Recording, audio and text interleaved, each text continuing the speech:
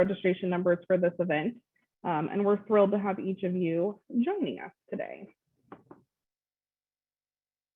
About 9:03, I'm going to give it about 1 more minute, and then we are going to kick off our festivities.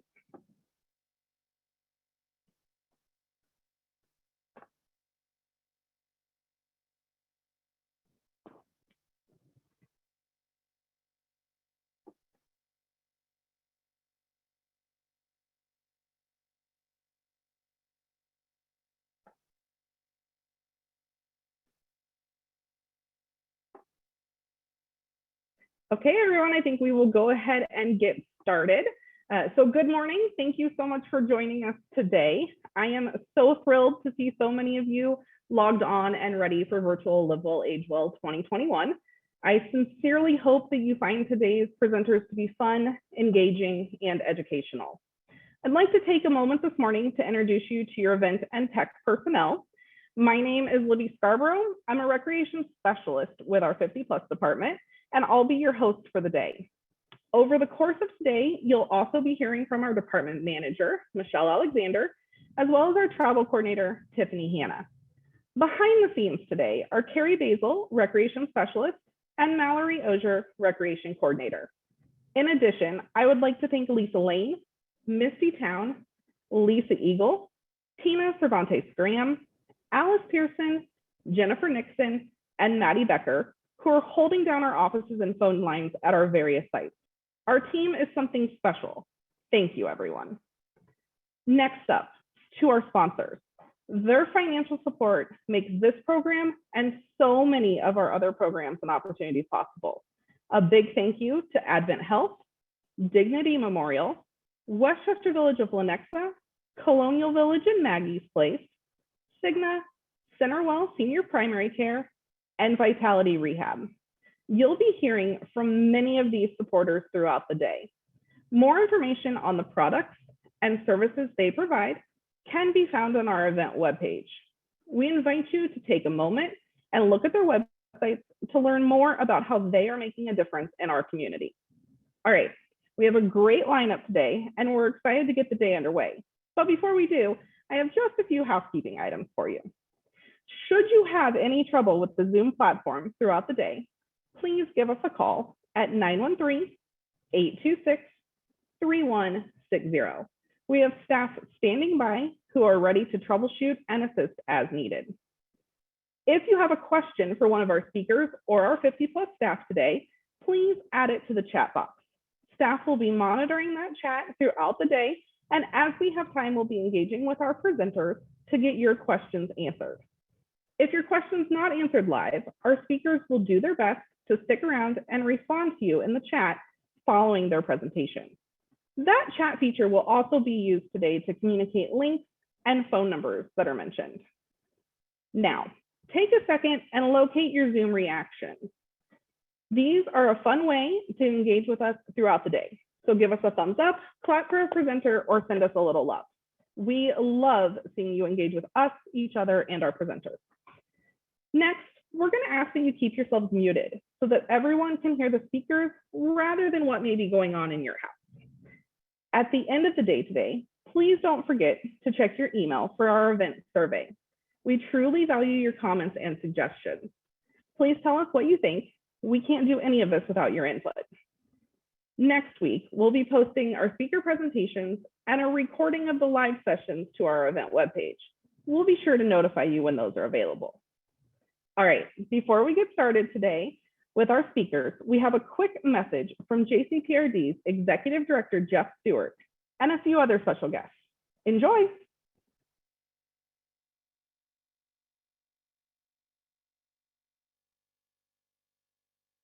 Good morning, everyone. I'm Jeff Stewart, Executive Director for Johnson County Park and Recreation District. I'm so excited to have the chance to be part of today's event, and I'm so impressed with the number of you that have registered to participate.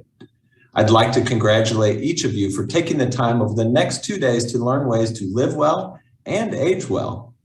Taking care of yourself is so important, and we are grateful that you've chosen to be here with us today. We here at JCPRD have long valued the importance of providing services to our community for all ages and abilities, giving everyone opportunities to continue to thrive, engage, learn, remain independent, make new connections, and of course, have fun through recreation is what we do. I'm often blown away by the creativity and quality of the programs and events our 50+ department staff provide each and every year. They hire the best instructors and give great care and attention to make every program the best it can be for your enjoyment. We've been reviewing some of the participant surveys from the classes recently and picked our top 10 list of my favorites for staff to share with you today. Number 10 comes from Jennifer Nixon. Jennifer is one of our newest coordinators and leads our programs at Meadowbrook Park Clubhouse. Jennifer, take it away. Staff does a great job keeping things fun and moving along quickly during their pickleball tournaments. Keep that pickleball coming. Number 9 is from Alice Pearson. Alice started with us this past June and has become a familiar voice and face with our travelers as a 50+ admin and travel assistant. Let's hear it, Alice. Just keep linking me to people, places in the community, and pickleball courts. For number 8, we have Lisa Eagle, our coordinator extraordinaire from Roland Park Community Center. Lisa? Thanks for all you do in coordinating all the work and effort required in these challenging times for the New Horizons Band. Your leadership and concern is greatly appreciated. Looking forward to joining the group tonight and for more pickleball. We get to hear from our travel coordinator, Tiffany Hanna, for number 7. What you got, Tiff? Once I retire, I will be interested in on-site programming a great deal more, and I love pickleball. For now, virtual programming makes it possible for me to participate while still working. I love that.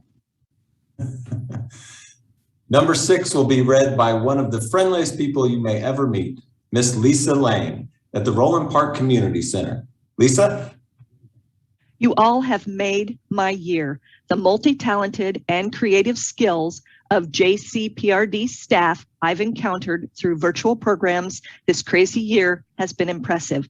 Thanks for all you do. Keep it up and do more pickleball. Number 5 has taken people all over the world, including India, Iceland, and she'll soon be going to Ireland with the group. It's our travel specialist, Carrie Basil. Read us your survey quote, Carrie. Thank you for being available on the phone. Speaking with one of you when I can't get something to work online or when I have a question is wonderful. And we need more pickleball. Number 4 is from Maddie Becker. Maddie just started with us recently and jumped in feet first. Let's hear it, Maddie. Glad I found these classes and love coming to Meadowbrook Park Clubhouse. Yeah, can we get more pickleball courts there?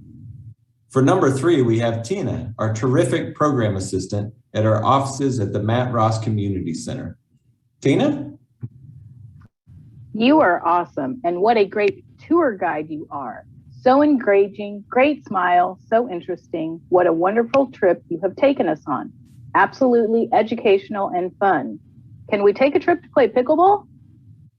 Survey quote number 2 will be read by Misty Town. She's known for twirling in a tutu, singing random songs during bingo, and a whole list of things we won't get into. Misty? Hey, my husband and I attended the afternoon tea and had a great time. This was the very first time we attended an event, and I'll be returning for more pickleball. And the number 1 quote is brought to you today by the queen of JCPRD Pickleball, Miss Mallory Osier. Drum roll, please. Wow, the coordinator putting these programs together is amazing. She deserves a major award. And can you offer more pickleball?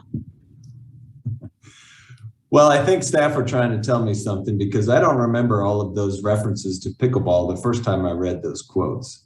So note to self, build more pickleball courts and they will come. I want to thank all of you again for joining us today and just hope you have a terrific time with this event. Have a great day, everyone.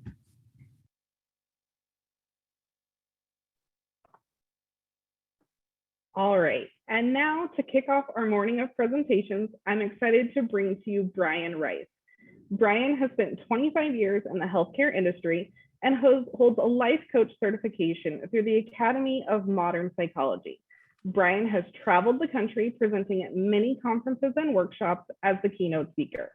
To see Brian's full bio, please visit our speaker information page at jcprd.com/livewellagewell.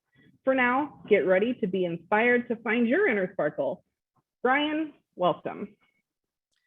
Thank you all so much for having me present this morning.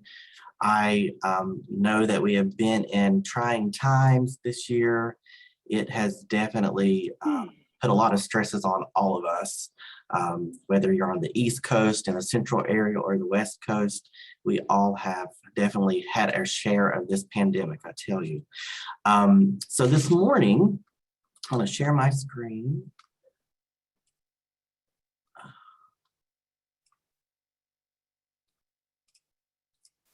Just a second here, get my presentation pulled up.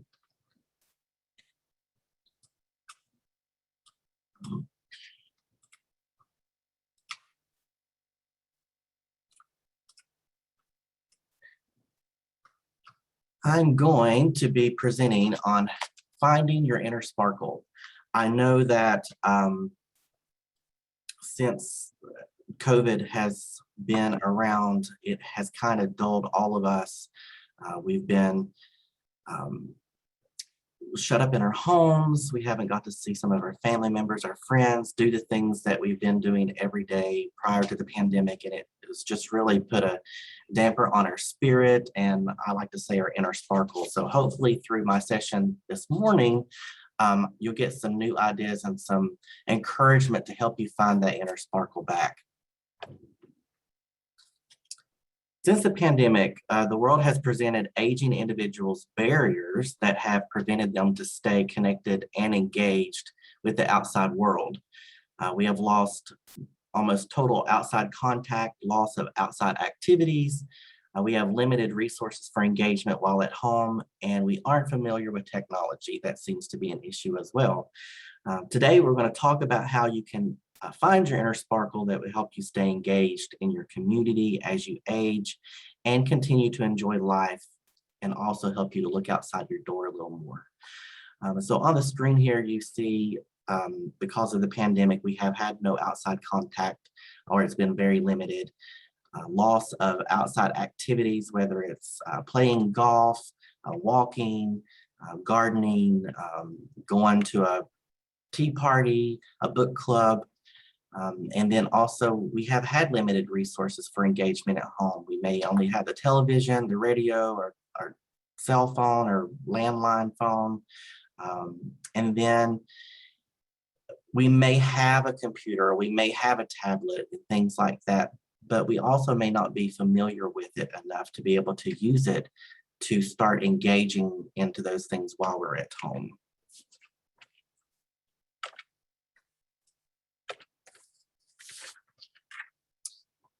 A very important thing to remember is we need to stay active in our home during this pandemic.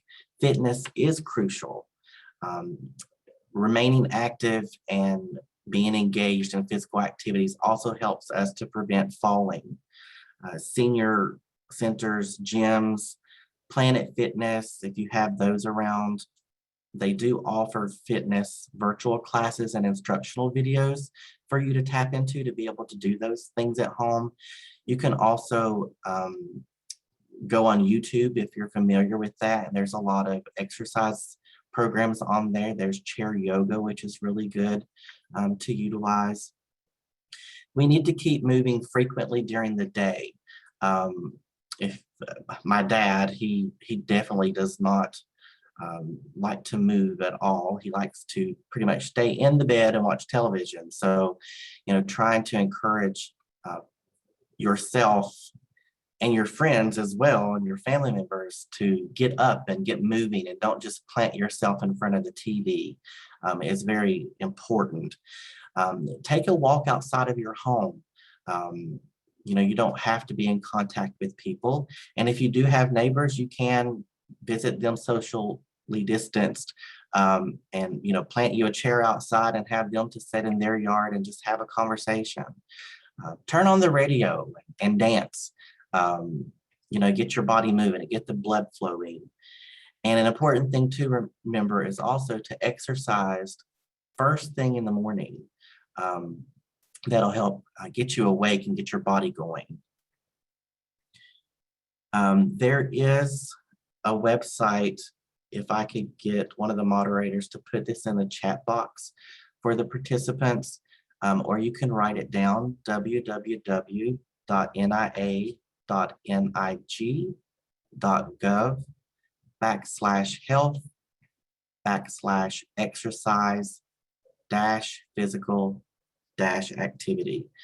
This has a lot of good exercise ideas for you that are at home, that are sheltering in place.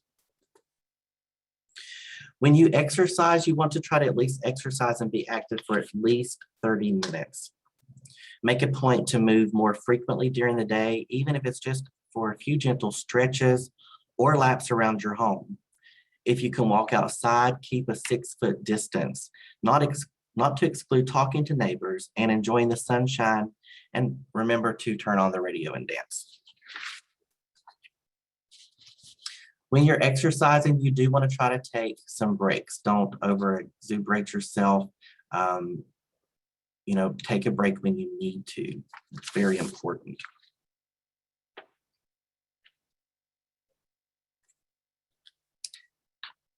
We also want you to reach out to your family member and friends while you're at home. Write letters or notes. Sometimes since we have technology, we've gotten into the habit of texting or sending emails. But it would be cool to go back to writing handwritten letters and handwritten notes. Buy some cards and send them to your loved one and your families and your friends. Making an effort every day to make phone calls and call your friends and family and check on them. Talk about what you're doing for the day or what you did the day before. Ask them if they have any ideas that you can do while you're at home. Another way to reach out to family and friends during the pandemic is to utilize programs such as this, Zoom, that we're on now. You can set up a Zoom party or a Zoom reunion. If you have grandchildren, set up a Zoom night where they can come on and tell you what they've done during the day or what they did at school. You can also, help tutor them, your grandchildren that are in school. Skype is another platform that you can use to stay connected to your family and friends. It's sort of like Zoom. If you have Facebook, utilize Facebook, use the chat feature. On the chat feature, they do have the option where you can add many different people to the chat and call them as a group and have a video call with them, just like we're on today. And an important thing to remember is that you're not alone. I think through this pandemic, a lot of us have felt alone, and there's many of us out there that are in the same situation that everybody's in. We're having to shelter in place, whether it be because we have a weak immune system, or we just choose to do things like that, is to stay at home until this pandemic kind of eases up. But remember, you're not alone.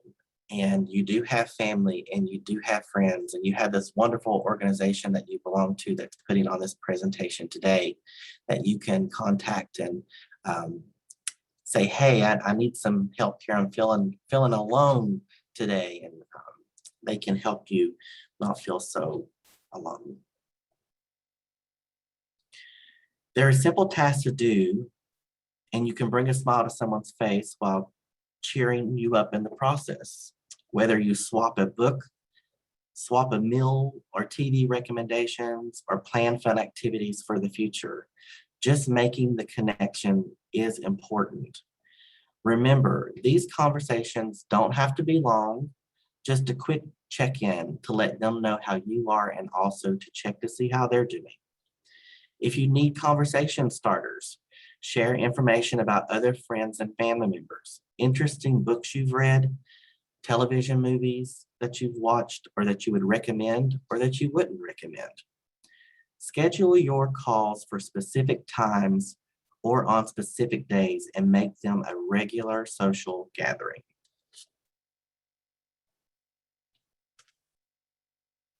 Another way to stay engaged and connected is to take a trip without leaving your home. And I don't mean laying on your bed and going to sleep and dreaming about some faraway island with palm trees and beautiful water. You can see the world while social distancing. Museums offer virtual tours. If you have a smart television or an iPad, there's an app called Broadway HD where you can subscribe and actually watch Broadway shows that happen on Broadway. And you can also take a trip to the zoo. A lot of zoos have online cameras where you can tap into and see what's going on. During the COVID-19 crisis, older adults can see the world even while social distancing. Are you seeking new adventures, or do you miss being able to travel? Did you know that you can take a tour of the world's greatest sites right from your home? Many museums, like I said, have virtual tours that help visitors see world-renowned artwork. Theaters, both large and small, are taking performances online. And zoos and aquariums are offering scheduled Facebook Live access to feedings, tours, and behind-the-scenes look and more. While you may not be able to travel, you can still go on a trip across the world through virtual online experiences, even without a passport. And here is a list of some virtual tours and opportunities. If you go to the website www.cnTaveler.com. So that's www.cntraveler.com. You can find museum exhibits, symphonies, and operas that you can enjoy straight from your home.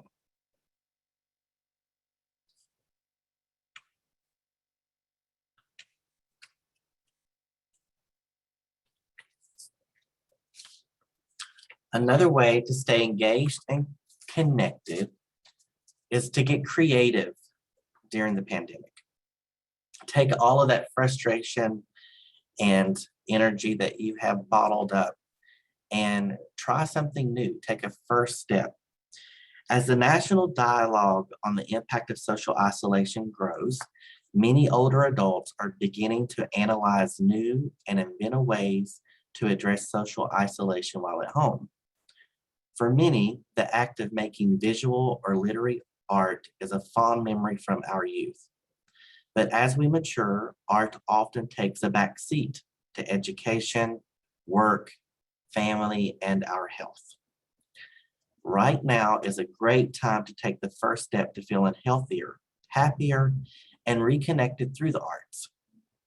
Even for those who don't consider themselves to be artistic, there are many ways to stay engaged through the arts. In fact, the arts are not only fun, they're good for your health. Research suggests that older adults who participate in art programs will be happier, and more sufficient and confident, and it also helps improve their memory. Feeling creative? Draw a sketch, write a poem, a short story, or start journaling. This is a great time to record what you are seeing, how you are feeling, and what you are thinking through different mediums. Why not send a sketch you've drawn to a friend or family member and ask for one in return? Send them to your grandchildren or to your children and ask them to do the same. The important thing is to do something you enjoy or try something new. For caregivers, if you're a caregiver, find fun ways for your loved one to get creative and keep up with hobbies while staying at home, playing cards, checkers, dominoes, or finding easy online puzzles or games that you both can play. I do encourage you to pick up a paintbrush or pick up some markers. They do have some wonderful adult coloring books that are out there that have beautiful pictures. And when you do things like this, and if you do set up a Zoom meeting with your family, you can share this with them and have them to share with you so you can see what each other has done and what you've created.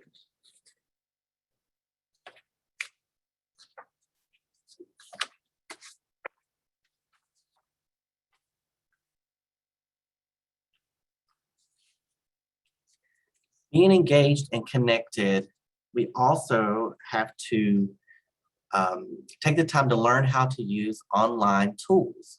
This is a great time to tap into resources to figure out how to use Zoom or to how to use Facebook. Find ways, if you're struggling with a certain topic on technology, research that and figure out how to utilize the program that you're needing to utilize. And we talked about opportunities to stay connected using technology. There is a wonderful website that I've listed here on the screen, the www.seniorplanet.org/stuck-home-guide-get-online that has some wonderful suggestions and things for you to do to help you stay connected using online tools while you're at home. And hopefully you all have, I'm assuming, making a big assumption, that you are pretty good with technology if you were able to get on Zoom.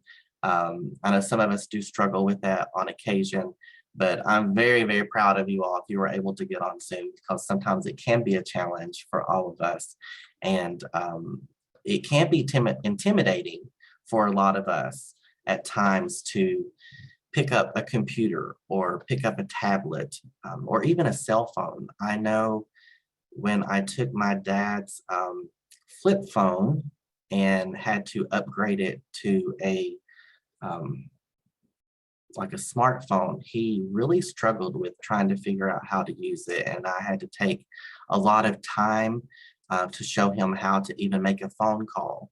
So if you are struggling with different types of technology, there are lots of how-to guides out there that will help walk you through the process so you won't feel so intimidated on how to use a tablet or how to use Facebook.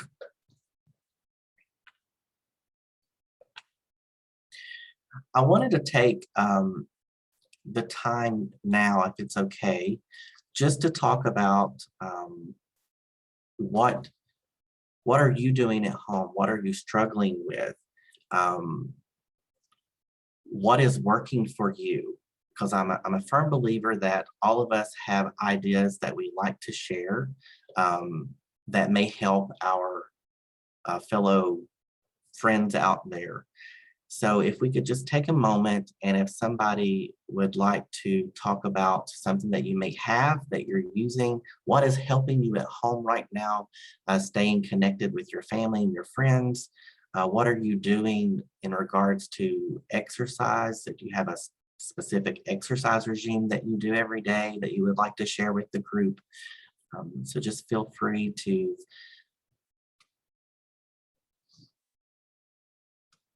talk to us.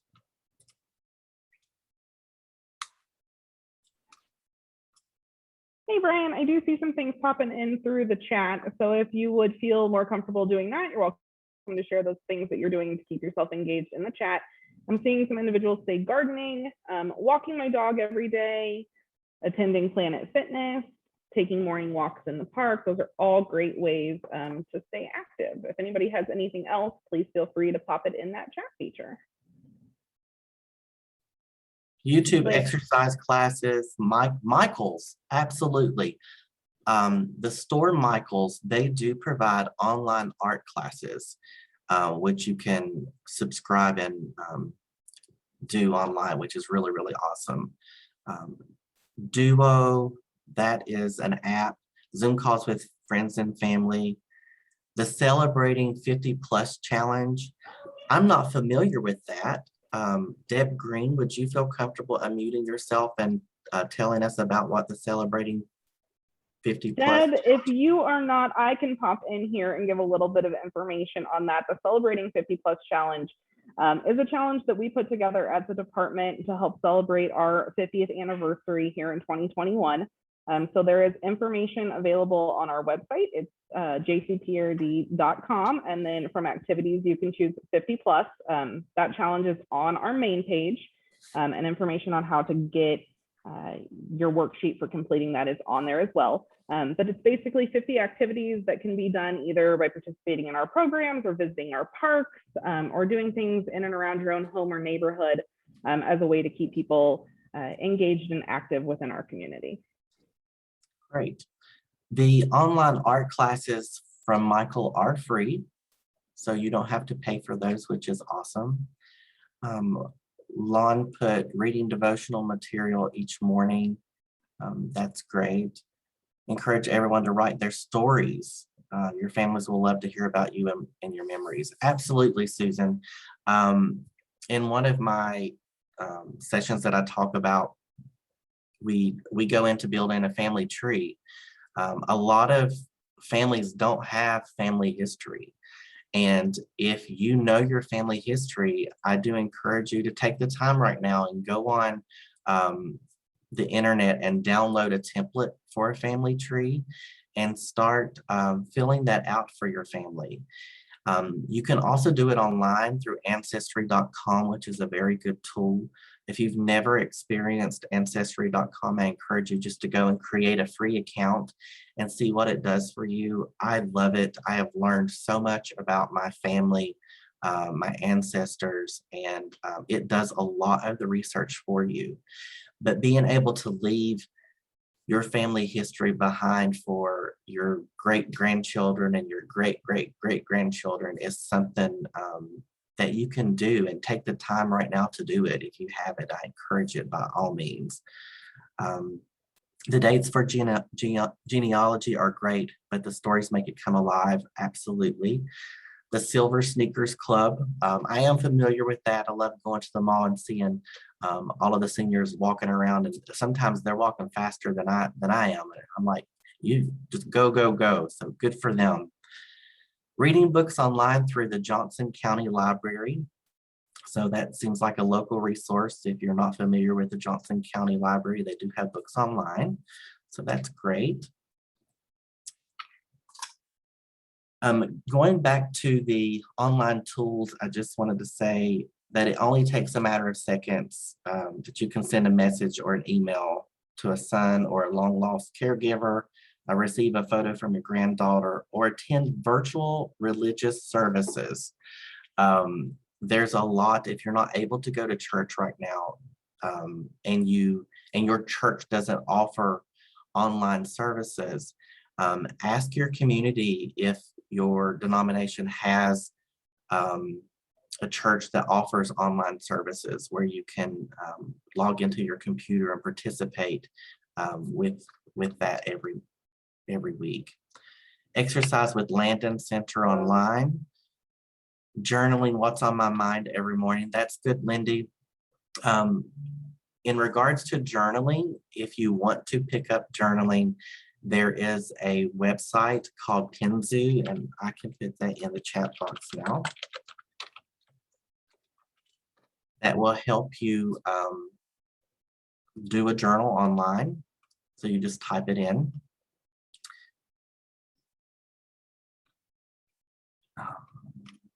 And Libby put some information in the chat box for you all. Kathy says to try to get set up classes as well as Allison. That's great. So what do we do? Anybody doing a specific exercise program that you really like, maybe that you're looking at online that you're doing every day? Susan says crocheting, knitting, quilting, those are absolutely wonderful things to do. I have a lady that is in the community and she is sheltering in place because she is severely immune compromised. And she's making memory bear pillows, memory bears, and also memory pillows for people that have loved ones that passed away. They send her the articles of clothing, and that's what she's doing in her time while she's sheltering in place. YouTube Walking at Home. PBS has a great art and cooking shows. CreateTV.org. Those are where the schedules are at. So let me put that in. So you'll have that.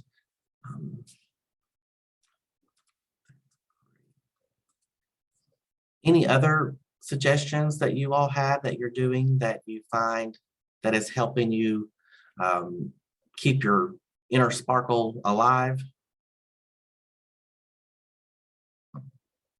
My husband and I have an adventure every Friday. Lois Hills Nature Preserve, Native Stone Scenic Byway, Union Hills Cemetery walking tour. That's great. Absolutely. So if you have a spouse at home, take them with you and go out, find a new place to venture to that's safe, that you can enjoy. Meditating absolutely is a wonderful thing to do while you're at home.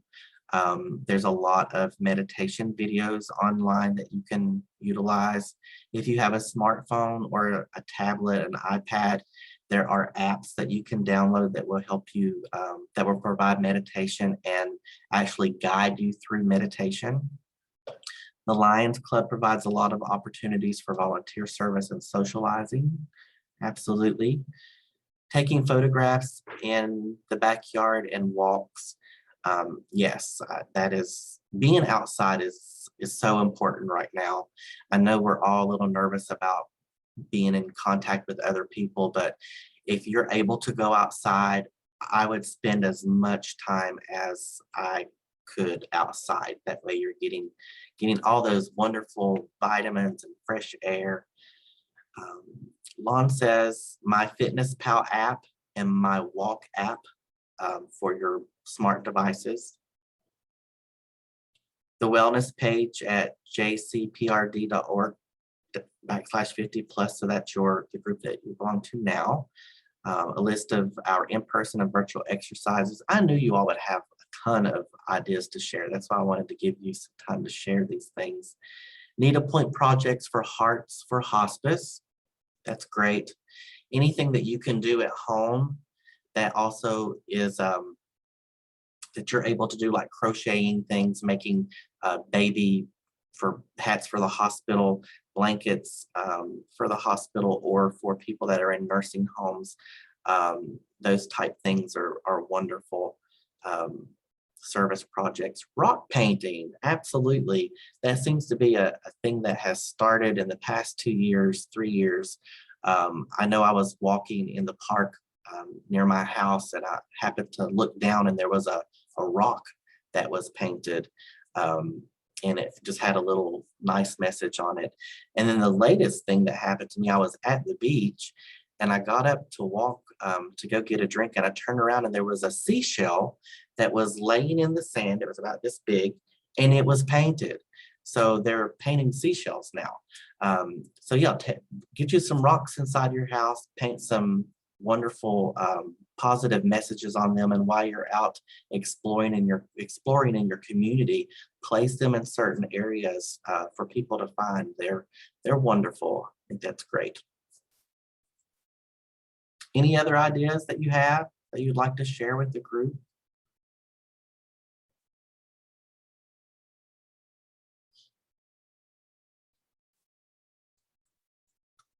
Okay, does anybody have any questions for me? Anything you would like to know in regards to helping you find your inner sparkle? If any of you do have questions for Brian and you'd like to put those in the chat, I'm happy to moderate that for us.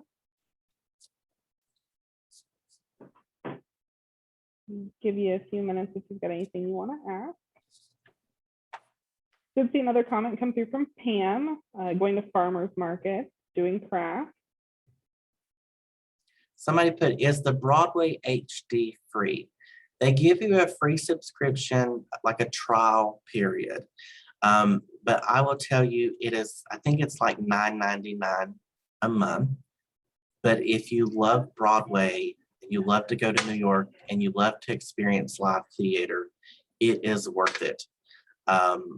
I can't tell you how many shows that I've watched on there. And I mean, there's no experience like actually going to New York and sitting in the theater, but when you can't, this is absolutely wonderful. They have so many shows, and they're constantly adding new shows. There's a lot of comedy on there, which is something that we need right now. We need something that makes us laugh and feel good. So I do encourage you even just to do the free trial for Broadway HD and see what you think about it. I'm almost certain you'll become hooked and you'll want to get the subscription. Even though I'm not trying to sell it by any means, but I love it. I try to tell everybody about it. I just think it's a wonderful thing that Broadway is allowing for people to experience, and especially during this time that we're in, where people can't get to live theater.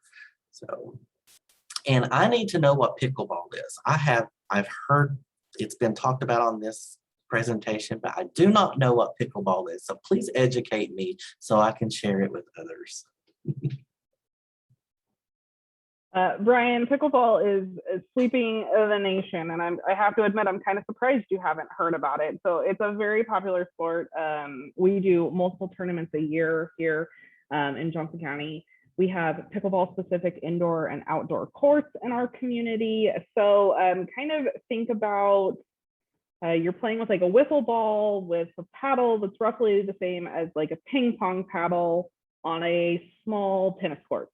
So I think I just like jammed 3 sports all together, but I would encourage you to maybe Google pickleball and check it out, because there's all sorts of pickleball activities happening throughout the country, and there's United States Pickleball Association tournaments and rankings and all that. So it's a major sport in our community and throughout the country. And as you could tell from our intro this morning, it's very popular amongst our participants. So we hear a lot of requests for more pickleball. So. Awesome. I will definitely check that out because I had no idea. Well, if there's not any more questions, I thank you all so much for letting me do this morning. I hope you got a few good ideas that you can use, or some encouragement. Would you send out a summary of the suggested websites mentioned in this program and chat room? Sure, I can email that to Libby and she can share with the group. And I have more that I can add to that as well. My contact information is on the screen, my name and my email address. You are more than welcome to email me anytime, any day, any hour. I don't sleep, so I'm always awake. Well, thank you so much, Brian. We truly appreciate you sharing your presentation and your outlook on life. Brian is completely right. JCPRD and many other community resources have great ways to help you find and maintain that inner sparkle. And if you're not already doing so, I hope you'll utilize those resources to get and stay connected in our community. Next up, we're going to be giving our prize wheel a spin for the first time today. But before we do that, we have a word from one of our sponsors.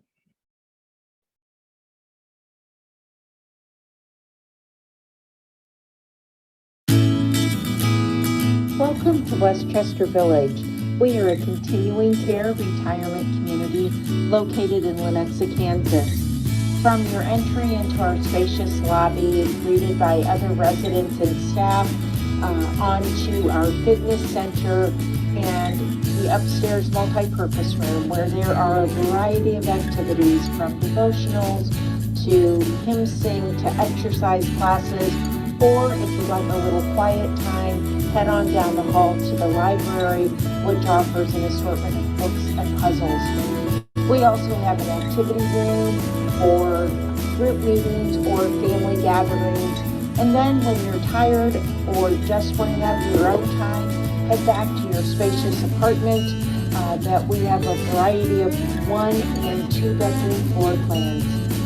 When you want to socialize again, we have a variety of balconies and outdoor patio areas where you can enjoy the outdoors with other residents and enjoy their company and companionship. Please call if you would like to set up a tour. I can be reached directly at 913-825-9920. Thank you.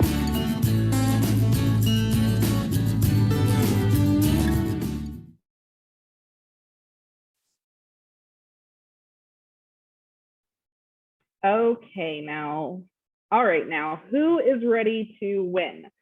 We will be utilizing a digital prize wheel throughout the day today and tomorrow to award gift certificates as well as other prizes to members of our audience. So for now, I would like to welcome Tiffany Hanna. Tiffany, it's time to give that wheel a spin. Well, good morning, everyone. As Libby mentioned, my name is Tiffany Hanna, and I'm the travel coordinator for the 50 Plus department. And I am so honored to be the one spinning our prize wheel today and tomorrow to give some of our lucky attendees a chance to win some fabulous prizes. So we will go ahead and spin for 3 prizes right now. This first one is going to be for 2 tickets to the Full Monty at the Arts and Heritage Center. So our first winner is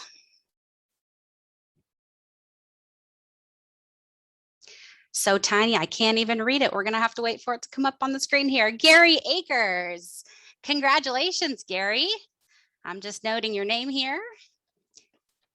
Fantastic. And just to let everybody know, these prizes will be available at Meadowbrook Park Clubhouse anytime after 8 a.m. on Thursday, September 16th, and they can be picked up by Friday, September the 24th. And we'll put those all that information in the chat box. The second prize winner today will be receiving a gift card for a Roland Park Community Center and Mill Creek Activity Center gift card. And that winner is Janet Fisher. Congratulations, Janet. And if you step away from the computer during the prize wheel, don't worry, I'll stick the name and your prize that you won in the chat box down below.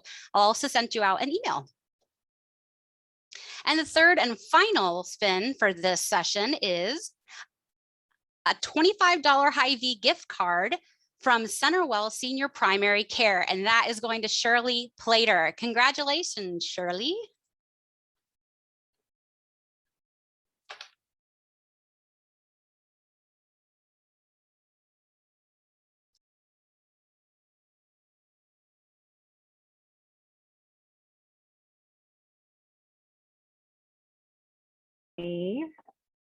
Thank you, Tiffany. Next up, we have a panel of our Johnson County employees who are eager to tell you about their volunteer opportunities and what to expect if you volunteer with them. Our department manager, Michelle Alexander, will be moderating this panel. Michelle, welcome. Hi, everybody. Hi, great to see you all today. Good morning. And as Libby said, I'm Michelle Alexander, and I'll be moderating this panel today. And I'm so excited to introduce you to this great group of individuals that honestly put their heart and soul into helping others through the services they provide. And I hope as we go through this session, you get a really good idea of what it would look like to volunteer at some of our Johnson County agencies. So let's jump in and meet our panel.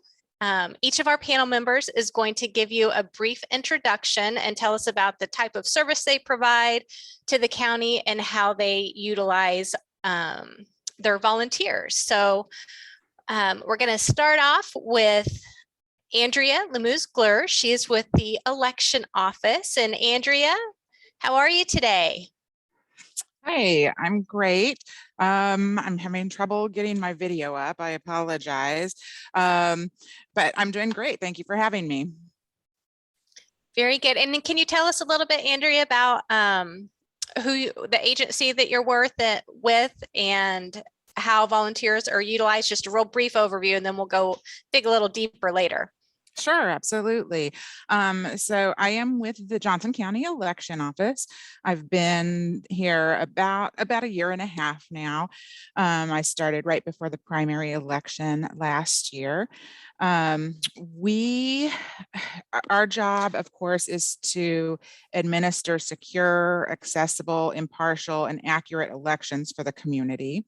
And honestly, the volunteers are the way we do that. We're a kind of small office. We would never be able to do it by ourselves. So our election workers, and I apologize, that's what we refer to our volunteers as election workers. So, Sure. so bear with me if I default to that.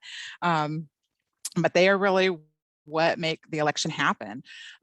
We use them, of course, on election day at the polling site, where most of you have seen them out there directing the voters through the voting process to make sure that their vote counts, and as well as during advance voting, because we do have opportunities for voters to come out and vote early.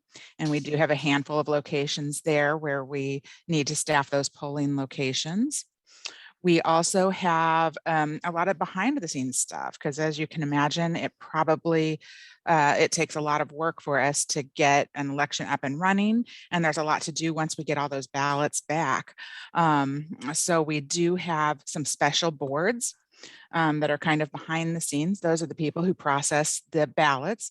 They open, flatten, scan, verify signatures, archive the ballots, all those kinds of things. And then we do have administrative work, because of course the volume in the office picks up as far as inquiries and questions. So we need help with a lot of those things, registrations. And then we have work in the warehouse. We have a lot of supplies we have to get ready and get out there and get tested. And then of course we have hundreds to thousands of people to train. So we actually need assistance with people training. And I think what's a little bit different about our volunteers is that they actually are all paid. So our election day workers receive a stipend, and people who work in the office, a lot of those either receive a stipend or they are paid an hourly wage. And so that is one thing that's going to be quite a bit different than I think some of these other. Okay, very good. Thank you, Andrea. And we'll get a little bit deeper into some of those details about the election office here in just a minute. Our next panel I want to introduce is Anna Collins. Good morning, Anna. How are you today? Good. Good morning, Michelle, and thank you for having us all here today to share about our volunteer services, because our volunteers with the county are really the heart of Johnson County government, and they put in so much work, and we just appreciate all those who volunteer within all of our departments. I'm Anna Collins, and I have been with Johnson County Aging and Human Services for 8 years, going on 9 years in about 30 days. So have been with our department for quite a time. And I'm representing our volunteer services within Johnson County Aging and Human Services. We have 2 divisions in our department, the Area Agency on Aging and Outreach Services. Both of those divisions utilize volunteers at different levels. We have individuals who deliver meals during the lunchtime with our home delivered meals program. A lot of individuals know that as our Meals on Wheels, but it is actually called Home Delivered Meals. So we utilize volunteers within that program. We also utilize volunteers with our Catch a Ride program, which is with our outreach division. And then those individuals that volunteer with Catch a Ride help individuals get to medical appointments, the food pantries, and other social service agencies. And then within our multi-service centers, we have volunteers that help in our food pantries, whether it's restocking shelves, when food deliveries come in, donations come in, those volunteers help with going through that food, pulling out expired food and getting that food shelved. And then we also have opportunities sometimes with individuals within our office to help our office staff. And so we utilize volunteers at all different levels within both our Area Agency on Aging and our outreach services. All right, very good. Thanks for that overview, Anna. Next up, our third panel member is Lisa Dujakovic. Lisa, how are you today? Thanks for being here. Wonderful. How are you? Good. I have been with the county for about 3 years now as an employee.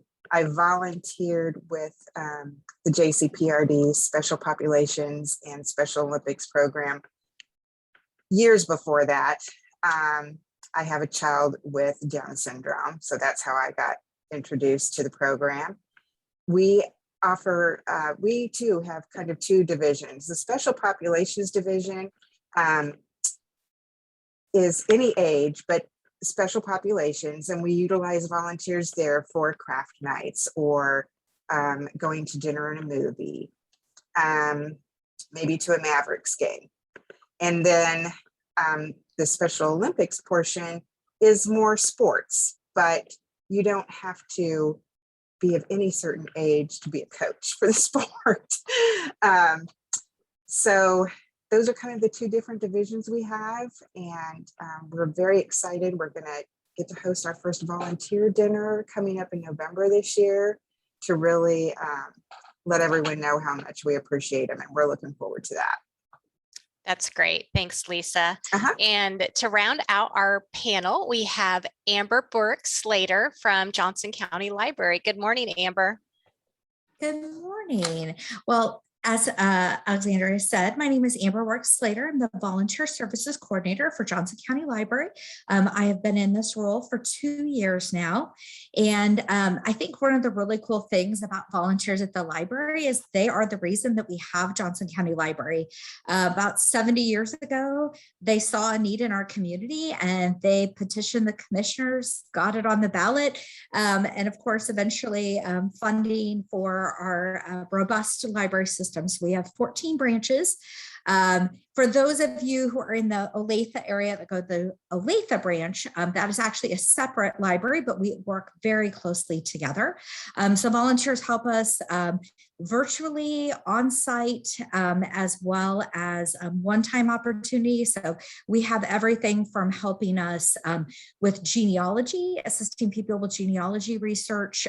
Of course, people always think about shelving books. So if you put a book on hold, a volunteer may very well have pulled that book and sent it to where you wanted it, or maybe they were the person that shelved it. I had to run by this morning so that my hold was not taken off the shelf by a volunteer, another task they do. And of course, like I said, we have volunteers that help us, things they can do from home. So for example, we have volunteers that help us with English language learners, helping them practice speaking English. We have volunteers help us with one-time opportunities. For example, our big fundraiser, Library Let's Loose, is this weekend. So we'll have volunteers with us all weekend helping make that event happen. Very good. All right. Thank you, everybody, for that quick introduction of who you are and what you're going to be speaking about today. So now we're just going to have a conversation here with each person on our panel individually and dive a bit deeper into what volunteering looks like in their service area. And as we're having those conversations, if you have any specific questions for that particular program area, that particular person, feel free to put that in the chat box, and as we go through, if we have time, we will try and address that, or our panel member will try and answer that in the chat as well. So we're going to start off with Andrea with the election office. So Andrea, tell us a little bit more about what type of time commitment can be expected when volunteering with the election office. So it actually does depend a little bit on what it is that you're doing. Of course, our biggest need is actually on election day at the polling location. That is a long day. We're not able to do split shifts. So it is from an hour before the election starts, which that varies from year to year, depending on the election, through the closing of the polls and tear down of the polling location. So you can look at about a 13-hour day, but it's just one day.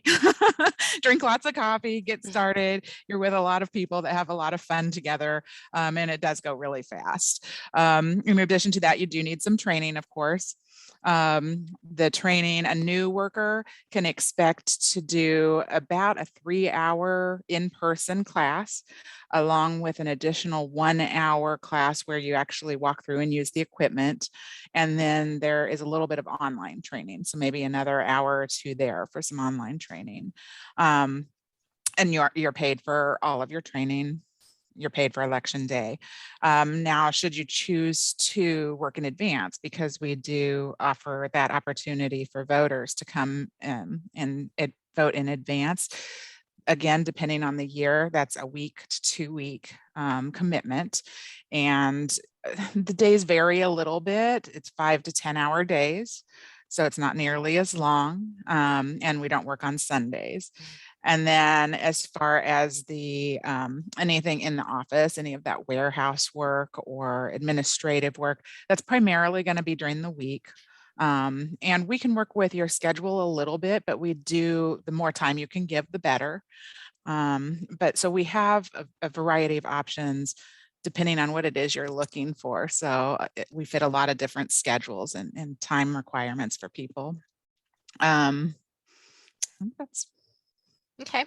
So tell me a little bit about the different locations, like where people would be if they were volunteering for the election office, whether it's the day of the election, advanced voting, if that was an option, or some of the other things that you spoke of, some of the administrative stuff and those areas, like where's that located within the county? Sure. So for any of the polling location opportunities, they're spread throughout Johnson County.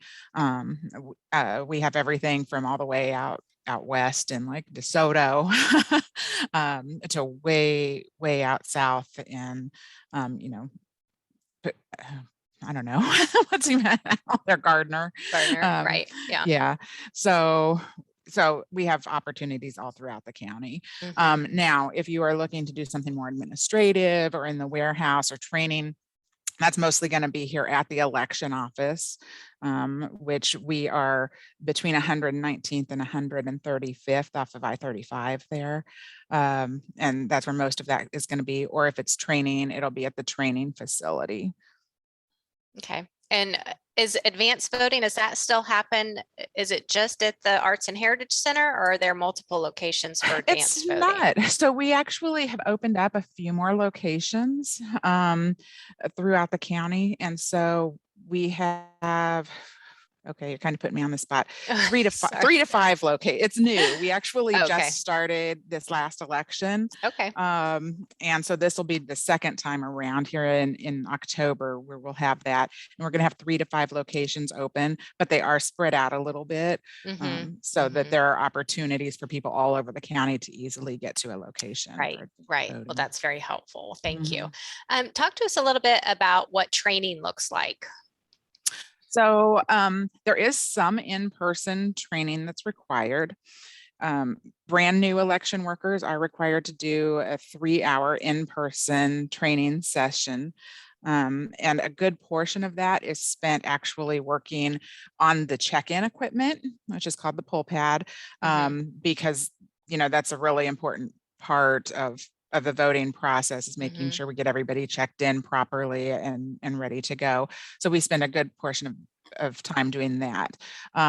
Everyone is required to do the practice makes perfect training. This is kind of a self-paced training where you go in and use and touch the actual election day equipment. So that can take as long as you need it to. We walk you through how to use the actual ballot marking device, how to scan them, again, how to check everybody in, and work on some of our processes to make sure that everybody is ready to go and feels comfortable. We also do have, though, some online training. So returning workers who have been doing this for a number of years, and even new workers can also benefit from this. We do have online like refresher training, as well as some short videos that walk you through some of those processes over again so that you can continue to refresh your memory and look at that information over and over again. So we make sure you're really prepared and feel comfortable. That's good. That's good. It's definitely an important process. So definitely needed. All right. Are there any types of qualifications needed to become a volunteer for the election office? The main qualification is you do need to be a registered Johnson County voter. Now, of course, we do a lot of customer service. We use a lot of technology, so it helps if you have some of those skills, but the technology isn't hard to use. And like I said, we practice that a lot, so it's not a huge requirement. We'll walk you through it and help you until we make sure that we've got it right. But yeah, that's the main thing. You do need to be a registered Johnson County voter. Okay. And then last question for you, Andrea, is there a specific time when people need to sign up to become a volunteer for an upcoming election, or is it open all through the year? How does so that you can look? actually sign up anytime. Anytime that you are ready, you go ahead and sign up. Now we do start reaching out like right now. If you want to work the November election, this is a great time to go ahead and get an application in, because I'm getting ready to assign all the workers to polling locations.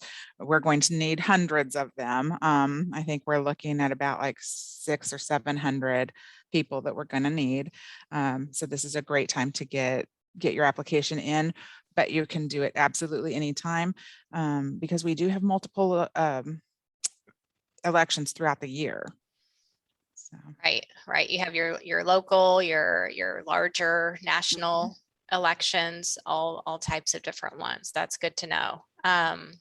Okay, very good. Well, thank you, Andrea, for that information. Oh, and one more thing. I know on our webpage at jcprd.com/livewell-agewell, under this session presentation, or on the speaker page under Andrea's name, we have a link to where you can go right to how to become a election worker and how to apply online. Can they do it in person as well, Andrea? You can come into the election office and apply here. The best way to do it is actually to apply online at jocoportal.org. You can just apply right there. It's a very simple application. Okay, very good. All right, and we'll add that jocoportal.com, right, or .org. jocoportal.org into our chat box there. Okay, all right. Well, thank you, Andrea. We'll come back to you here in just a little bit. So next up, we're going to move on to Anna Collins. Anna, hi again. Hi. All right. So can you talk to us a little bit about what type of commitment can be expected when volunteering for Catch a Ride or the Home Delivered Meals program? Certainly. So Catch a Ride and Home Delivered Meals are the two programs in our department that utilize the most volunteers and where we need the volunteers immediately. With both of those programs, they are Monday through Friday from 8 to 5 o'clock. So we operate during county business hours. And it just really depends. What is nice about Catch a Ride and Home Delivered Meals is that we are very flexible with our volunteers' time. And lots of individuals will actually volunteer for both programs. Home Delivered Meals, their time frame is a route during the lunch hour. So it's about 10:30 until 12:30 is when Home Delivered Meals occur. With Catch a Ride, because it is volunteer transportation, that can occur throughout the whole day. So between 8 and 5 o'clock. Typically, I'm the Catch a Ride coordinator too. Typically, I don't take any rides after 4:30. And that's because I want to make sure that I'm available for volunteers when they're still out in the community. And so since we close at 5 o'clock, we don't want volunteers out in the community past that time. So it's really flexible. We have individuals who, like I said, are able to do both in tandem. And we have individuals who sometimes deliver one route a week, or they may deliver 2 routes a week with the Home Delivered Meals program. It just depends on what they are interested in doing. With Catch a Ride, individuals can help with transportation, whether it's once a week, or I have some volunteers who help out up to 4 times a week with helping individuals get to medical appointments and dialysis appointments. Very good. And I forgot to mention the outreach services as well. What outreach services, they utilize volunteers in the food pantries, and that's more as an as-needed situation. And right now, I don't think that there are any openings right now in the food pantry, but when those needs happen to open up, then it's set with the multi-service center manager with regards to when they need assistance in the food pantries. Okay. And each multi-service center is different when they utilize volunteers. Okay, very good. Thank you.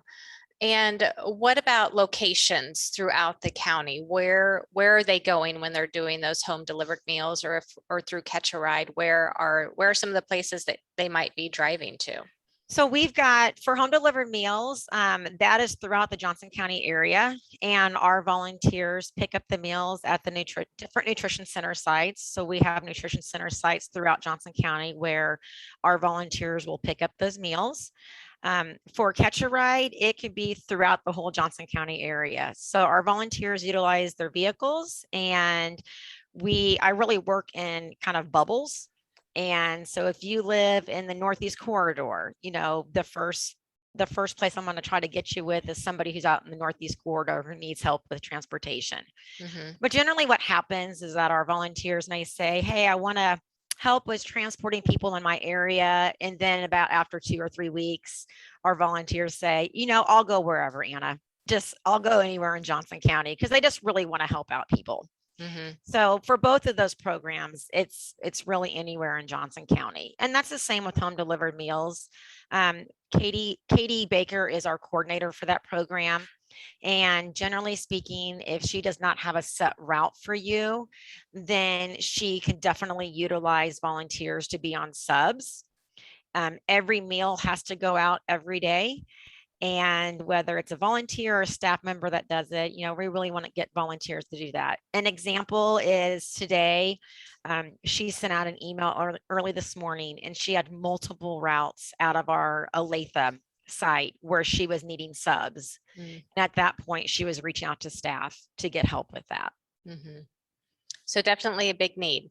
Definitely a big need. Definitely needs some volunteer help there. So tell us about what type of training is offered for either of those volunteer opportunities. Certainly, we offer an aging and human service general orientation twice a month. And we require all of our volunteers to go through that training. It's an hour-long training where they learn about our department. They learn about the various programs that utilize volunteers. They learn about ethics, confidentiality, HIPAA, and risk management. So it's really important that all of our volunteers do attend that training. After that training, then they do, depending on what program you're interested in, then you do another training with regards specifically to that program.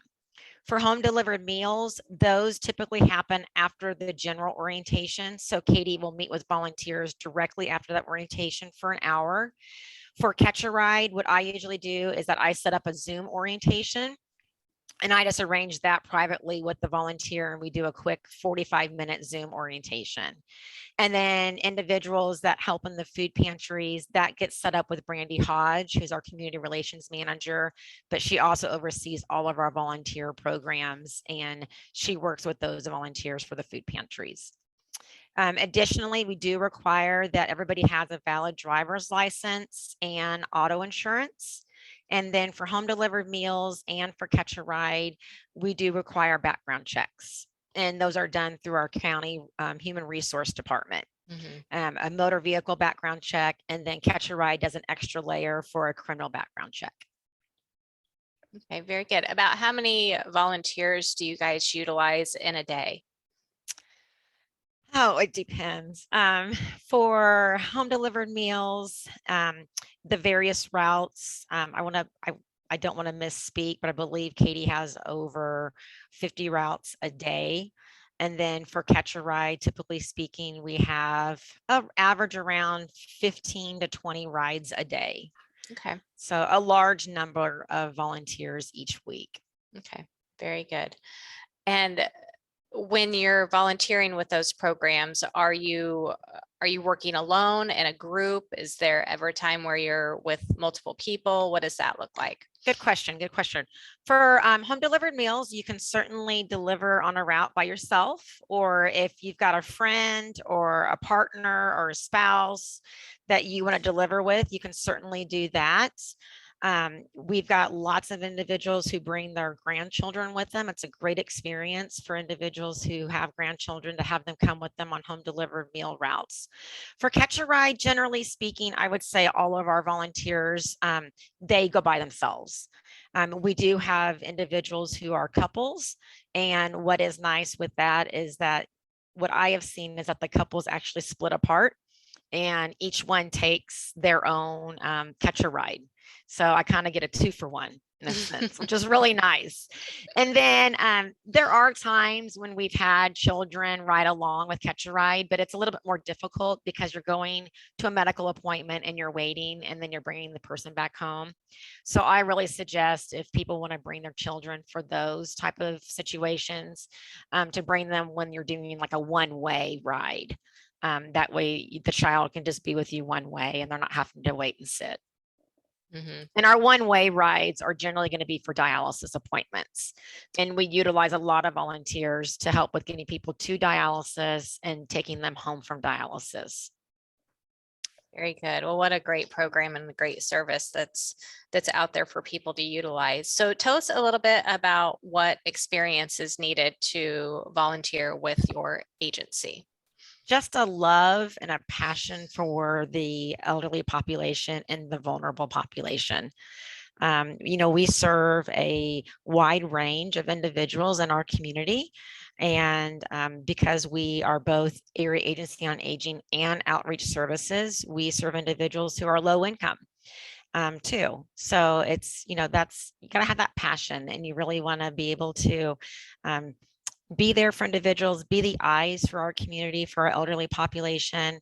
As far as age-wise, 25 years old or older for Catch a Ride, have a valid driver's license and auto insurance. Okay, very good. All right, well, thank you so much, Anna. That was a great picture of what it looks like to volunteer with your department there. So next we're going to jump over to Lisa Dujakovic with our JCPRD Special Props program. So Lisa, tell us a little bit about volunteering with Special Props, what that time commitment might look like. For the Special Props program, it would be, I'd say maybe 1 to 3 hours a week. Our special POPS activities are usually once a month. So a craft night is maybe 2 hours. If we take them to the Mavericks, or we've also taken them out to the Monarchs baseball. Those are a little bit longer, just depends on game time. So that's more of a one-time commitment during the month. If someone would like to help out with the Special Olympics part of that, the different sports are posted usually from 6 to 8 weeks at a time. And then they're usually one night a week for an hour for that 6 to 8 weeks, whatever the sport is. So that's, we also have a fundraiser. Ours is coming up in October. It's October 9th of this year. And it's the Cars in the Park car show fundraiser. And this year we're doing it in conjunction with Children's Services, and they're going to have the trucks and big rigs for the little kids to climb all over. But it's kind of a once a year fundraiser for us at this point. And so volunteers, of course, that's from setup around 8 o'clock to tear down. I think we have to be out by 3. So it would be several hours, but you can come for an hour, you could come for the whole time or part-time. So what's the date of that event, Lisa? The Cars in the Park is on October 9th. Okay, very good. Good. All right. So what about the different locations of where people are coming to for volunteering? And when you're talking about going to the Mavericks game, those types of things, are people driving their own vehicle and meeting you there? Are you riding together and going there? And where some of the sports practices are held? Where are you doing all of these things? Okay, so for special populations, we have an event coming up in a couple of weeks. It's at the main event in Olathe. Because of COVID right now, we are having people transport themselves to those locations, whether it's like JCDS staff for some of our participants, or if they live at home, a parent will bring them. A volunteer would have to take themselves to that location. So those kind of vary, but we do utilize Building A here at Antioch Park. We also have some events at the Roland Park Community Center. And I think that's about it for special populations. For the sports activities, some of them are at a location within the Shawnee Mission School District. Some are out at Shawnee Mission Park. So some are here at Antioch Park. So it just kind of depends on the sport. Currently we have swimming that's going to start up in October, and that will be at Shawnee Mission West in their pool. And then we have volleyball as well, and that will be at Horizons High School right there at Johnson Drive in Lamar. So that's, we're a little bit all over the place. Yeah. Well, no, yeah, that gives people a bit of a picture of where they might be going if they're interested in volunteering with you all. So what about training? What type of training do you guys do for people? Training does go through Special Olympics Kansas, and it's an online training. There is a Class A background check. There is concussion training, and there is protective behaviors training. It's all online. I would say under 2 hours for sure to complete that training. And then the rest of it is just kind of on the job. You're going to have to come out and just meet the people, meet the folks that are in the disabled community. And we do have, just as Anna was saying, we have kids, as young as 9 that maybe are doing T-ball, up to folks that are in their 70s, and everything in between. And across the spectrum there for, Down syndrome or autism, or there's just such a host of disabilities that you can work with. Okay, very good. And then are there times that you're working alone, or is it majority of it with a group? What does that look like? And are there multiple volunteers while you're doing a craft activity or leading a sports event? If we're doing, for example, I'll just use the craft activity example. I am not the program director. I am stepping in for her. She's on medical leave currently. So I'm a program assistant, and there are 2 other program assistants. Jody McMahon is the program director. And then we do have a host of volunteers. We're just getting ready to wrap up softball. I think we had 5 or 6 volunteers for that outside of our staff. Craft night, it can be 2 or 3 people. Always a staff member will be there. So there's, and we do know most of the attendees quite well. So I think, did I answer your question? Mm-hmm.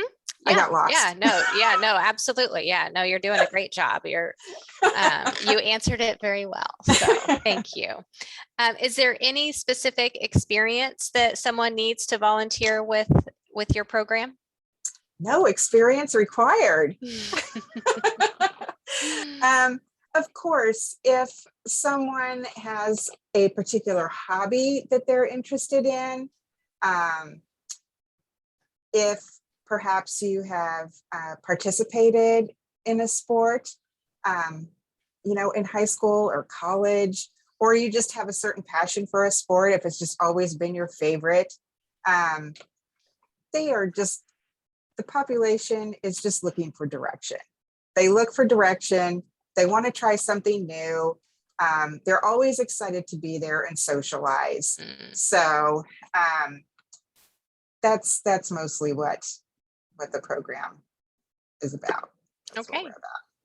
That's perfect. Thank you, Lisa, for that description of what it looks like to volunteer with Special Pops. So now we're going to move on to Miss Amber. Amber, thank you for your patience. And we are ready to hear all about volunteering for the library. So talk to us a little bit about what that time commitment looks like when I'm signing up to volunteer at the library. Absolutely. So I think one of the important things is to know whatever time commitment you can give, there will be an opportunity for you. So I would say our volunteers that volunteer with us on a weekly basis tend to do about 2 to 4 hour volunteer time shifts. For people who help us with kind of one-time opportunities, we have a volunteer opportunity I call the SWIFT volunteer opportunity. So you can sign up for that group, you get an email. If you have time to complete whatever that task is, you can say, hey, I can do this right now. So for example, like I said, this week we have our fundraiser. So I have some volunteers that are going to come into the library later this week and help us handwrite some thank you letters. That also was a virtual opportunity too. So I have a group of volunteers who are people who work full-time and they I will like drop the supplies off on their porch. They get them and they work on them. They've got like a week to get it done. They call me when they're done and I either run by or they drop it off at a branch. So that's kind of the cool thing. So you can commit to whatever that time commitment is. We have volunteers. This is a great opportunity if, people want to just kind of get in there one time and see what to do. We have donation drop-offs. So we accept book donations through our friends of the library. And so we have a sort center where a whole group of volunteers help us sort those donations. So when items are weeded from the library collection because maybe they're literally falling apart because they've been checked out so many times, or perhaps, a book was super popular and we bought a bunch of copies and after a couple of years, not as popular. So we don't need as many copies. So those materials, as well as items from the community. So I know sometimes people downsize, they sell their homes, they move into a smaller apartment or townhome. That's a great opportunity to share those items with the library. So we have a whole group of volunteers that take that through the process. So we have one-time opportunities that help us accept those donations on Saturday mornings. And then we have volunteers help us sort through them. So those items that aren't in great condition, we can recycle those materials. But all those items that are, we scan those to see if those can be sold online. It has a much wider base of people who can support the library that way. We don't just sell across the country, but people around the world find us thanks to the internet. So volunteers make sure that those books are in pristine condition, because if you've ever bought a book online, you might want to know if there's a sticker on it that says pulled from the Johnson County Library collection. You might want to know that. Then once we scan those items, we have another set of volunteers that help us enter those items in for online listing. We have a software they use called NitoScan, so it's pretty easy. We switched to it a little over a year ago and the volunteers really like it. And then of course, the last step is once that book is sold, another volunteer is going to pull that item off the bookshelf and package it and send it to the person who bought that item to support the library. So like I said, those volunteers are weekly volunteers, so their shifts are typically about 2 to 3 hours. Those volunteers will help in our bookstores. So if you go to our Blue Valley or Antioch branch, you're probably familiar. If you haven't been to those branches, you might not know. The Friends operate bookstores at both of those locations. So volunteers help us when the stores are physically closed, reshelving those items, cleaning out the inventory. So if a book's been on the shelf for a while and somebody hasn't purchased it, it may be time to move it online to find a new home for it. We have volunteers that help us with book sales. So with COVID, some of you may be missing those big book sales that we do. So we typically would have one in the spring, a big one in the summer and in the fall. So we did have a couple little pop-up sales this summer. So hopefully things will get a little better and maybe we'll be able to bring those back soon. And so, like I said, it's really about the level of time commitment you can make. When can you fit it into your schedule and trying to find that right fit for what you're wanting to do? Yeah. Absolutely, absolutely. That's great. So are there opportunities at all the libraries across Johnson County? Great question. So, like I said, there are 14 branches, and I wish that I could tell you I have something at every single one of them. Unfortunately, I do not. So, some of our branches are smaller, and so the needs just maybe not there at some of those branches. But I promise you, I am working on more opportunities. I hope to get there in the next few years to hopefully have something at every branch. Like I said, our Friends Sort Center is very centrally located. It's right off, middle of the county. It's right off two major highways. So that's a great opportunity. It's pretty easy for people to get to. So, and where's that one at again? Tell me. So the Friends Sort Center is in the Pine Ridge Business Complex. It's right off where 69 and I-35 meet at 87th Street. So I think most people have probably driven past there on a weekly basis if you're out and about. So. Yeah, very good. I had no idea that that's where that was located. So thank you. So what about training? What does that look like for you guys at the library? Yeah, absolutely. So the first step for positions that I would say are kind of those one-off opportunities, you're not going to need training to know how to write a thank you letter. You'll be given a template, you'll be given supplies. So those kind of things, there's not, that level. Now for our volunteers that help us on a weekly basis, there is an interview process. And the next step after that is we have like a 1-hour orientation. So right now that is a virtual process. So probably bring it back in person at some point, but right now we're meeting on Zoom for that. And then I make the connection between the volunteer and their their volunteer liaison who they'll be working with at their site. So that's really awesome. I have all these wonderful staff members who are out at those different places helping be there to provide that support to the volunteers. So for example, if you're a volunteer helping us with circulation tasks, so like the books behind me in my picture here, you're on that first shift, you're going to be partnered up with that branch volunteer liaison. And they are going to help walk you through the steps of what you need to know to shelf those items. We have about 1.3 million items in our collection. I say items, most people think of books, but of course we do have audiovisual items as well. And so we really have to make sure that we know where those items are and they don't get lost in the system, or it may be very difficult to find them. So that's really kind of that on-site training. And I think the really cool part is that there's usually a couple staff members there you can ask questions to. There's usually another volunteer. So there's always a whole base of people that can help you understand that process. For our volunteers, I volunteer at the bookstore. It's, partnering you up with either the bookstore manager or one of our volunteers that's been with us for a while. So you can kind of see what that process is, learn how to use the software. They use Square. So if you've ever bought anything in a small business, you've probably seen them use that software, like Ice Cream Shop. And so they teach that process, and then they have a whole binder of resources that they can turn to if they have any questions along the way. So.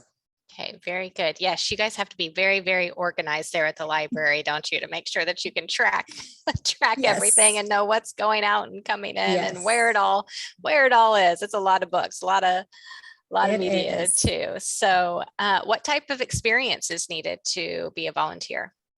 I think that's one of the really great things about the library is that during that interview process, I can kind of find out, what is somebody looking for? What are skills that they have that they might want to be able to use? And what are some things they might not want to use? So for example, I have a retired nurse and she was like, I don't want to be in front of the library. And she's awesome. She's a rock star. She helps in volunteer services, but she also helps us with our Home Connect and our interlibrary loan. So if there's ever something you want that the library doesn't have, you can request it through interlibrary loan.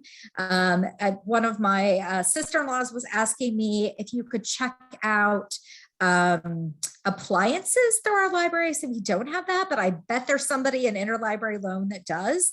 I think like Alaska has like taxidermy you can check out through interlibrary loan. So there's a plethora of things you can get. So this volunteer she's got those great process detail skills.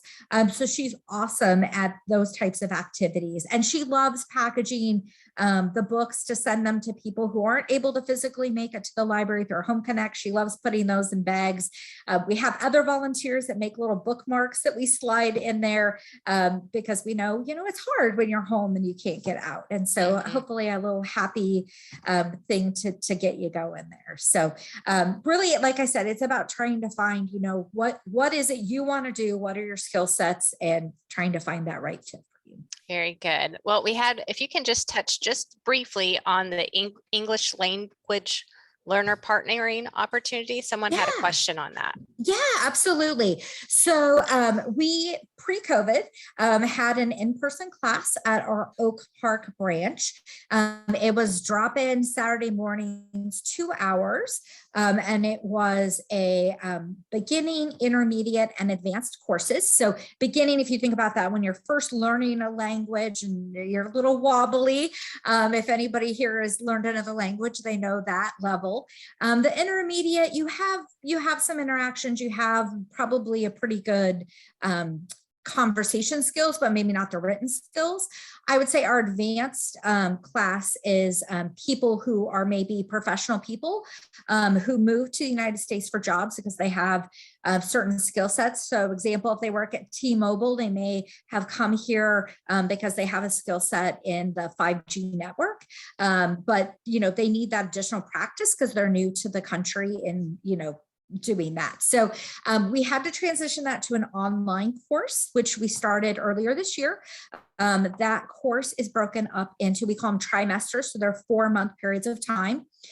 So people sign up for the class and there's an interview process so they can figure out which class to put them in, because we want to put them with people who are speaking at a similar or writing at a similar level to them. So the volunteers are helping us facilitate online on Zoom, which is pretty cool. So it's really, it focuses on conversation.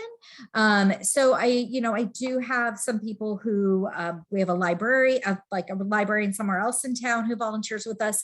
I have another person, she has some experience teaching English as a second language. And I have somebody else who, their family spoke another language, so they're comfortable speaking in 2 languages, and so they understand that challenge. So it's really about if you can have that compassion and understanding, and if you have a love of the English language and want to help other people learn it, it's a great volunteer opportunity. So yes, if anybody's interested in that opportunity and would love to shadow and see what that experience looks like, we'd love to get you connected. Our class just started today, Tuesday. It just starts tonight. So tonight's the first class of this trimester. Awesome. That is such a great service to provide. Thank you so much for telling us a little bit more about that.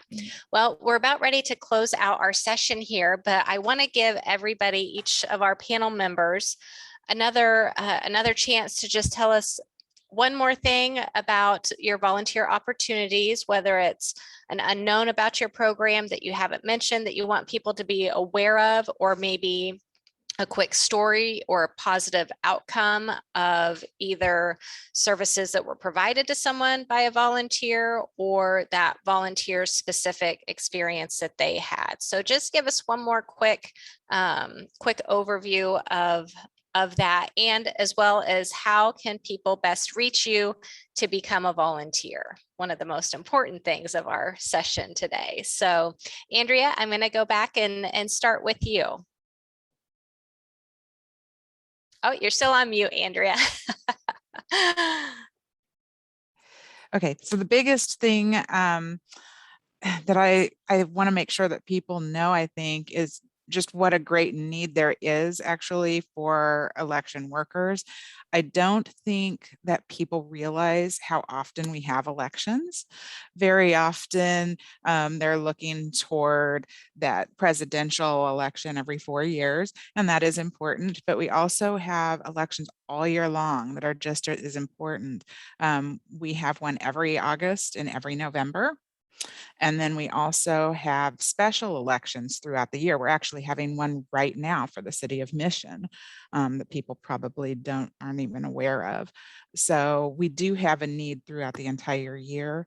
And for instance, last year during that presidential election, the media was putting out continuously what a great need there was for election workers.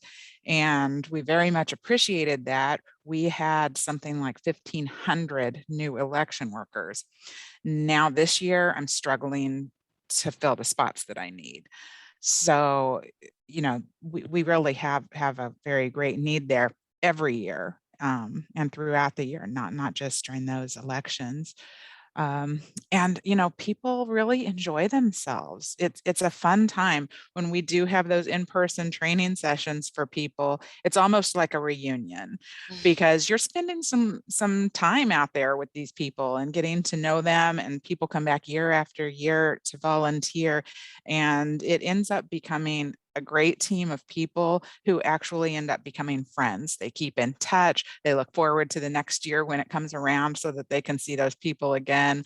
Very often I'm getting emails saying, oh my gosh, my team was so great. Please, can you try to keep us together? I do the best I can. Can't guarantee that. But they really do enjoy their time. You make friends. It's something that people really look forward to. So I think that that's important for people to know. And I didn't really touch on the student workers, but we do also bring in student workers. So anybody age 16 to 18, they can come in and they can be an election worker. They can work in the office.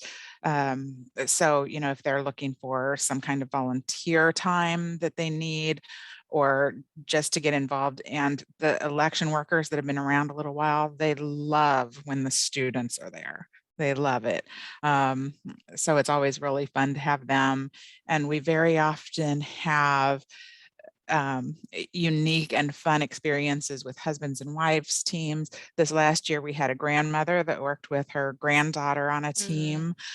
So that was very fun. And there's just a lot of great opportunities for people to work together in a fun environment and help the voters and learn about that process. So, and the best way to reach us to become a volunteer, like I said, the easiest way to sign up probably for you is at jocoportal.org, but you can always give us a call, 913-715-6836. It's 913-715-6836, or you can come into the election office. Great. Thank you. Thank you so much, Andrea.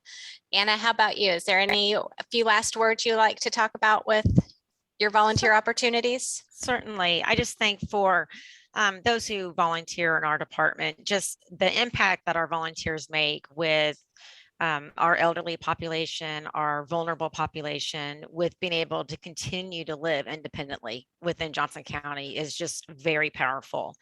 And just speaking as a coordinator for the program that I run with Catch a Ride, our volunteers not only impact those who they're providing services to, but they impact their family members. They have an impact with the doctor's offices. And then what we are really finding out now is that volunteers are saying that, just them doing the service, it's impacting themselves. So it's just a wide range. I hear time and time again from family members, we don't know what we would do without reliable volunteer transportation, thanks to the Catch a Ride program. They are family members that live outside of the state, and their loved ones have no other way to get to medical appointments, and they may not be able to use public transportation. Taxis may be very expensive for them. And what's unique about Catch a Ride is that it's volunteer based. Our drivers will take the person, stay with them, and bring them back home, which is very valuable for those who use the program. And it's donation based. So we don't charge anything. Individuals can donate to the program. And that's really important for people that are living on a limited income. And those family members really appreciate it. Doctors' offices are always referring their patients to Catch a Ride. I am hearing that quite often too. And, you know, with COVID being COVID, people have been inside for over a year, and a lot of individuals have missed appointments for over a year. And those appointments are very valuable. So now they're playing catch up. And so we're just trying to help those individuals get those essential appointments taken care of at this current time. And for home delivered meals, you know, for so many people, that is that daily check-in is the volunteer, and the volunteers being able to be the eyes for the individuals in the community, and doing that daily check-in with individuals who are homebound and making sure that they are okay. So that's a huge component of our programs. Very good. Thank you, Anna, so much. Lisa, is there any last thoughts you would like to leave us with today? Just a couple of things. I think, first of all, if anyone would like to volunteer, I just want to reassure everyone that during this time of COVID, we follow not only county guidelines, but we also follow guidelines put out by Special Olympics Kansas. So right now we are requiring masks. We have hand sanitizer that we take to every event for folks to use. It's always available. So I just wanted to reassure everyone about that. And then secondly, I would say, I just think a lot of people don't even know we're here. I don't think they know that the county has a program for special populations. But we are here, and we have a lot of things going on. We have sports coming up. We have special pops activities that are coming up, and we go year round. So there's always something to do. And I would also encourage anyone that has a particular interest. Maybe you are involved with a community garden. Maybe you are involved with a food pantry or some other thing that's out there. And volunteers give so much to our program that we are always open to opportunities for our population to give back to the community as well. So if you're looking for volunteers for a certain project, give us a call, and we will put the word out and see if we can get some folks to come and help. And you wouldn't necessarily be responsible for the folks from our program because one of us administratively would be there, but they would certainly need direction for whatever your project is that you have going on. The best way to reach us probably is a phone call at this point. And that number is 913-826-3027. And once we can get a name and an email for you and find out what interest you have, then we will get the appropriate information sent to you through email. Very good. Thank you, Lisa. And Amber, any last thoughts you'd like to share with us about the library? Yeah, I mean, I think Andrea really hit on it when she talked about the friendships. So, you know, a lot of our volunteers are looking for that social interaction. And so when I find people that's, you know, one of the things they want to gain from the experience, our Friends organization is a great opportunity to make those connections and to develop those relationships. But like I said, I also have, you know, for people who, you know, maybe want to just, you know, put in their earbuds and work on a very specific focused task, we have those opportunities too. So we really do have everything. If you go to our website and you don't see that opportunity that you're hoping to help with, we do have an opportunity that's like, need more information. So click on that. I'm happy to chat with people about what you're wanting to do. And, you know, if I don't have it available right now, it doesn't mean we won't have it available in the near future. So, you know, we have volunteers who, you know, retire or move. And so opportunities open up where there might not be right now. So fill that out. I'm always trying to find those right fits for people and engage them. Wonderful. Wonderful. Well, as a bonus today, a few of our panel members will be hosting an online Zoom for those that would like to ask further questions directly about those service areas. So from 1:30 to 2:30 today, Anna Collins is going to be available to answer questions about the volunteers' opportunities with aging and human services. And then from 2 to 3:30, Mindy Nelson, who's not on our panel, but she is with Johnson County Developmental Supports. They have great volunteer opportunities as well. So she will be available from 2 to 3 p.m.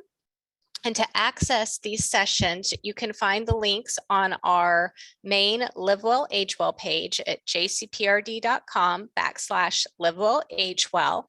And then under the panel description for volunteer opportunities are those direct links. So you can link to that there, and the times are listed as well. And we're also sending a end of event follow-up email. Those links will be included there as well. So you have two options to access those links. But that's all for us today, ladies. Thank you so much. The service that you provide, I've learned a great deal today, and see there's such a need out there. So if you feel that tug on your heart to serve, I definitely ask that you look to these ladies, and all of their contact information is on our speaker page. So all those links are available, and you can get to all these ladies directly. But we hope you gain some valuable information about volunteering with Johnson County government today. And thank you so much for your attention. Have a great day, everyone.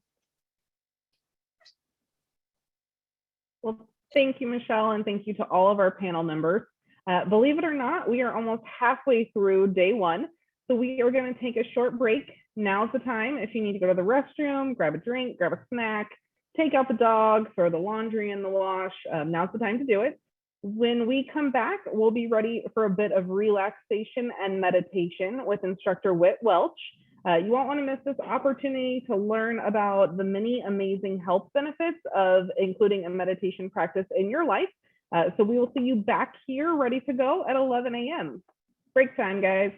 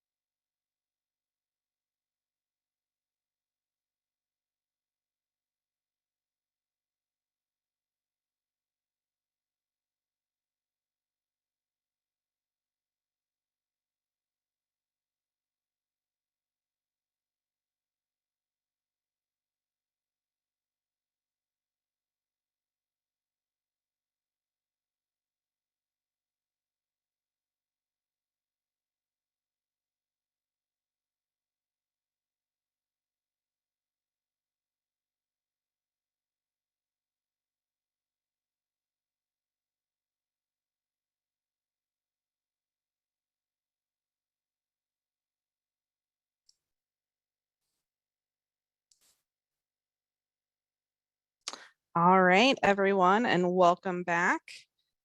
I cannot wait for you all to meet Whit. Whit started with us at JCPRD the first of this year and has been an amazing addition to our team. He's offered both in-person and virtual classes and has built a strong following of participants. We hope that after this introduction, which has been pre-recorded, that you'll be encouraged to join one of his classes. All right, tech ladies, let's please start with video.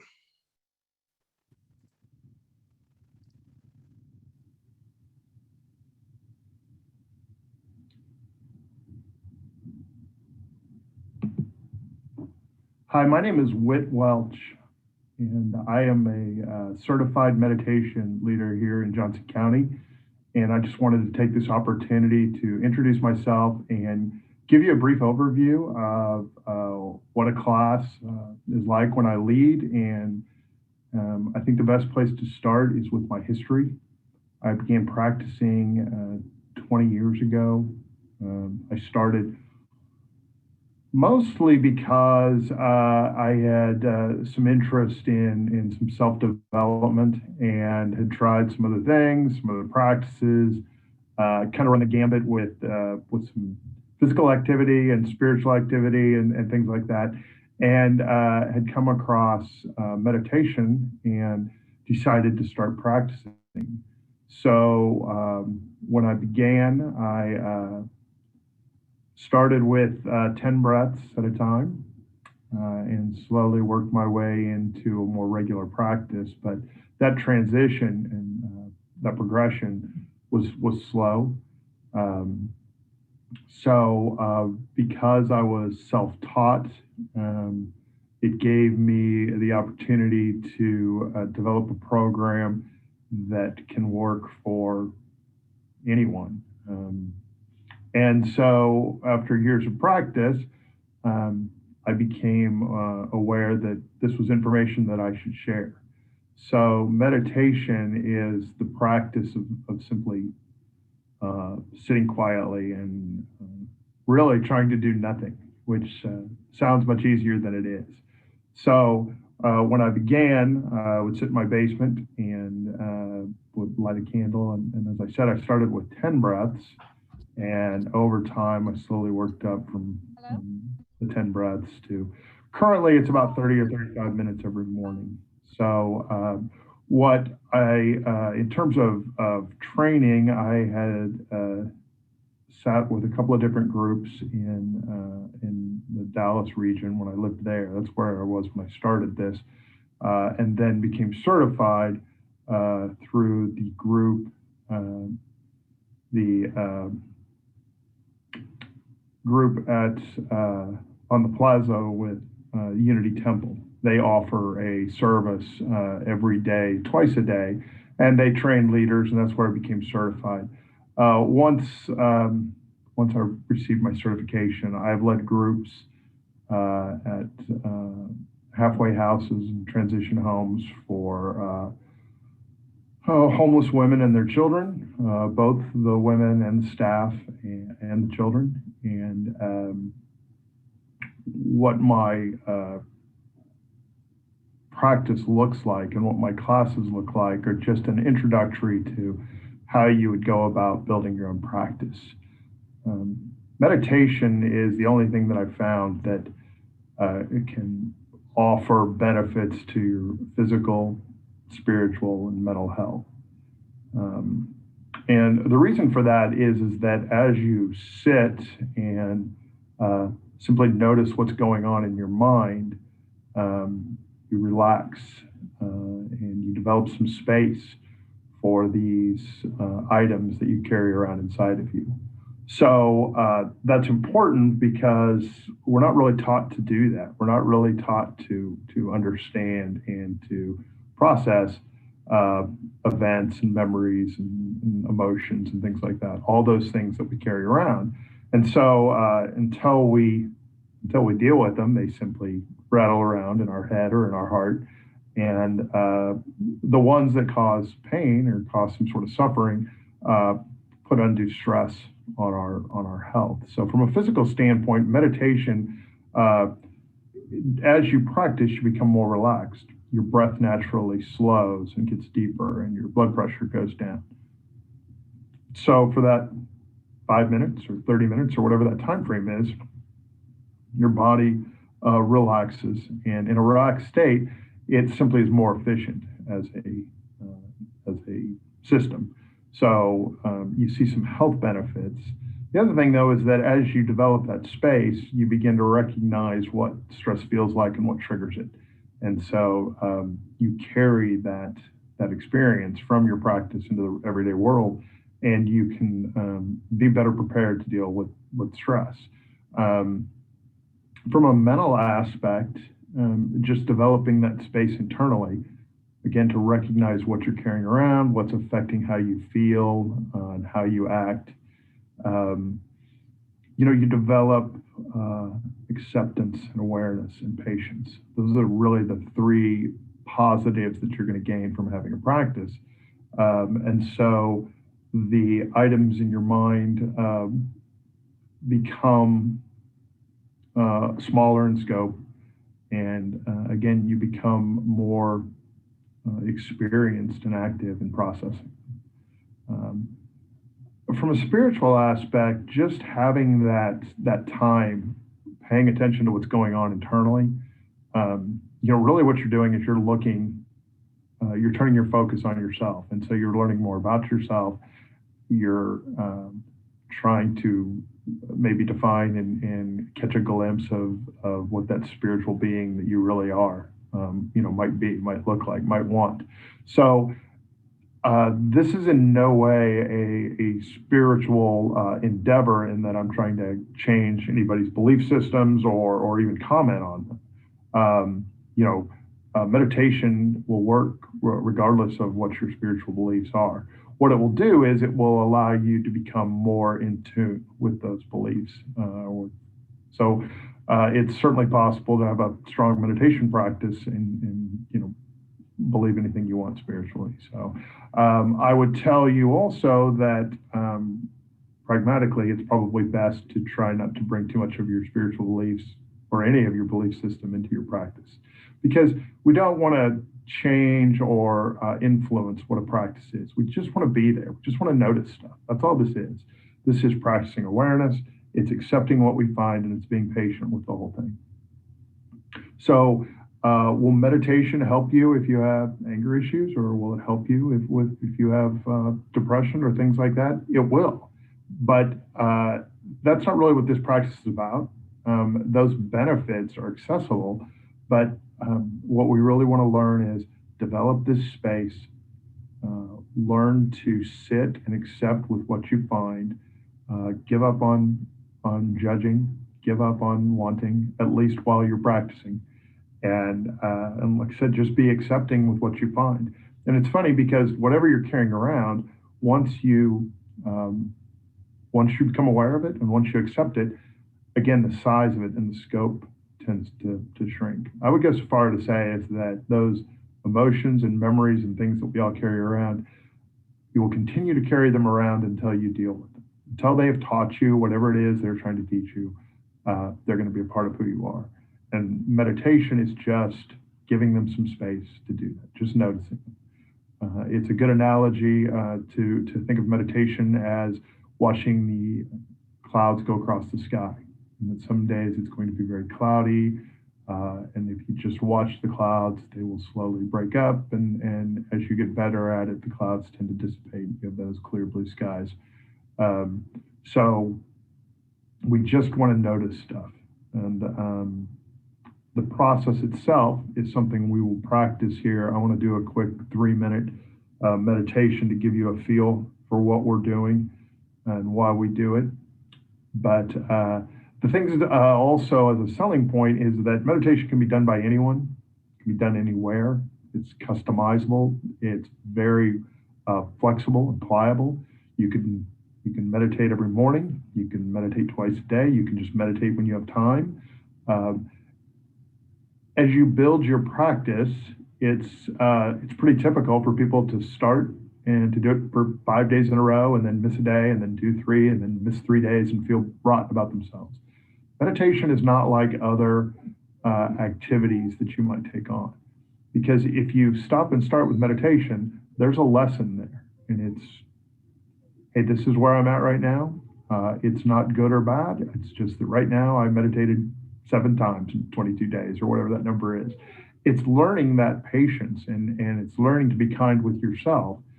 As you do that, well, then you start to realize that, hey, there's some value in practicing. You know, I'm starting to be more kind to myself. I'm starting to accept who I am. I'm starting to be patient with how I do things. And I'm starting to lose some of that stress. I'm not judging myself so much. You know, I'm not quite so spending my time wanting and chasing things that really aren't good for me anyway.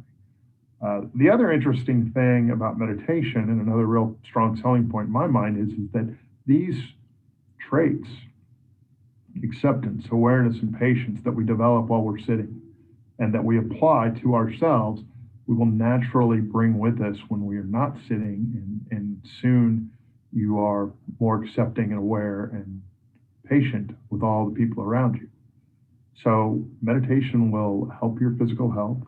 It will make you feel better. It will make you happier. It will also make you a person that is easier for other people to deal with because you're aware of them, you're accepting of them, and you're patient with them. And it takes time. It's not an overnight thing, but you'll start to feel those moments of growth pretty quickly. I will tell you that when you sit and you're doing it correctly, all sorts of thoughts come up.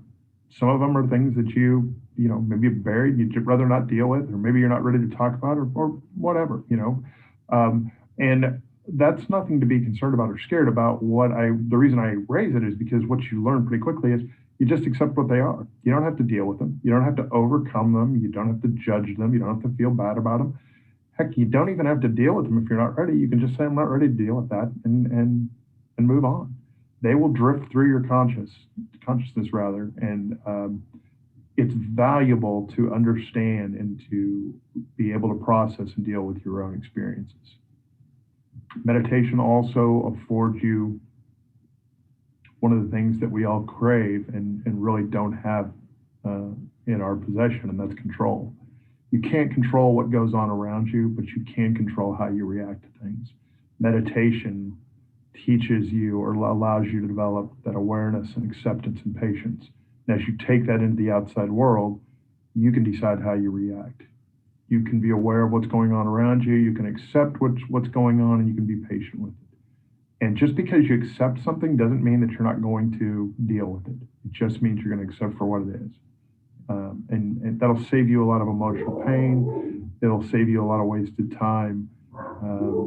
And so those are things that you can control. And so all of a sudden, how you react to the rest of the world, if you really want to be happy and calm and healthy, you can choose those things. You just have to have that in control inside. So that is what I have learned and what I try to move forward with and try to share. I want to touch base real quickly on how we actually practice, now that I've talked forever about what it might be like to do it. So when we sit, we cover 3 things every time that I lead a group. And it's PTI, which stands for posture, technique, and intent. So when we sit, we find a semi-quiet place where we won't be disturbed, any place that we feel comfortable and that has a calming effect, ideally. Our posture is, if we're in a chair or on the floor, we want to sit up straight. We want to have our shoulders back and our head centered. I sit with my hands in my lap, but you can put them on your knees or anywhere that's comfortable for you. I also recommend that you close your eyes just because it cuts down on the amount of sensory input that might distract you. So the technique is we're simply going to follow our breath. Our breath is with us every moment that we're alive, and so we want to utilize that. If you're following your breath, you know that you're in the present moment because that's the only place your breath takes place. It's right here, right now. So we simply follow it in, and then we follow it back out. A technique that I like to utilize, and it's very good when you start out, is to count your breaths.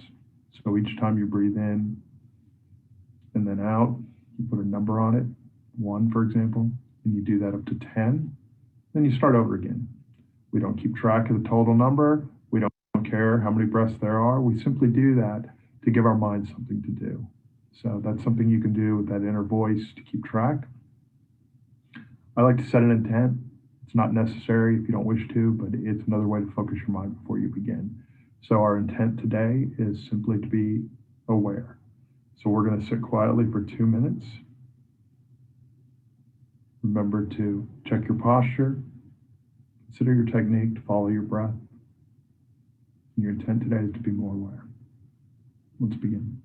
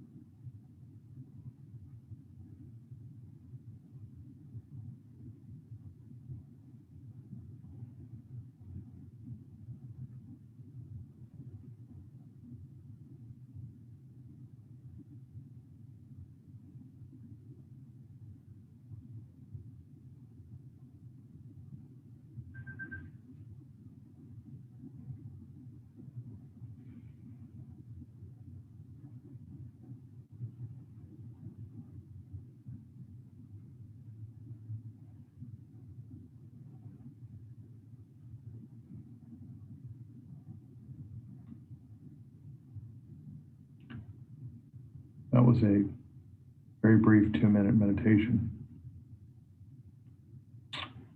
I want to let you know that if you have any questions, I can be reached at a website, heartlandnavigations.org. You can go there and send me an email if you have any questions, or certainly reach out to Johnson County Parks and Rec. But meditation is cost effective, and it's very practical and very accessible to anyone, regardless of your age or health. It can be done and it can be successful, and it's something that's worthwhile. So hopefully you've learned something and you'll be interested in taking it up on your own. Remember, if you're not sure you want to do it for you, you can do it for those around you. So my name is Whit Welch. I appreciate the time and thank you. Thank you, Whit, for giving us that moment to stop, breathe, and refocus. I know that's something that I definitely need to do more of. Next up, we have the pleasure of hearing from Brian Reif again. Brian is going to tell us about 5 popular gadgets available on the market today that can help you stay active, age in place safely, and stay connected to your loved ones. Brian, welcome back. Thank you very much. Let's see if I can get my screen shared here.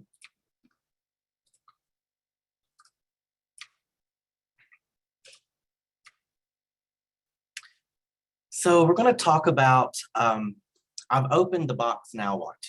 We get all of these wonderful devices and gadgets at home, and we don't know what to do with them, right?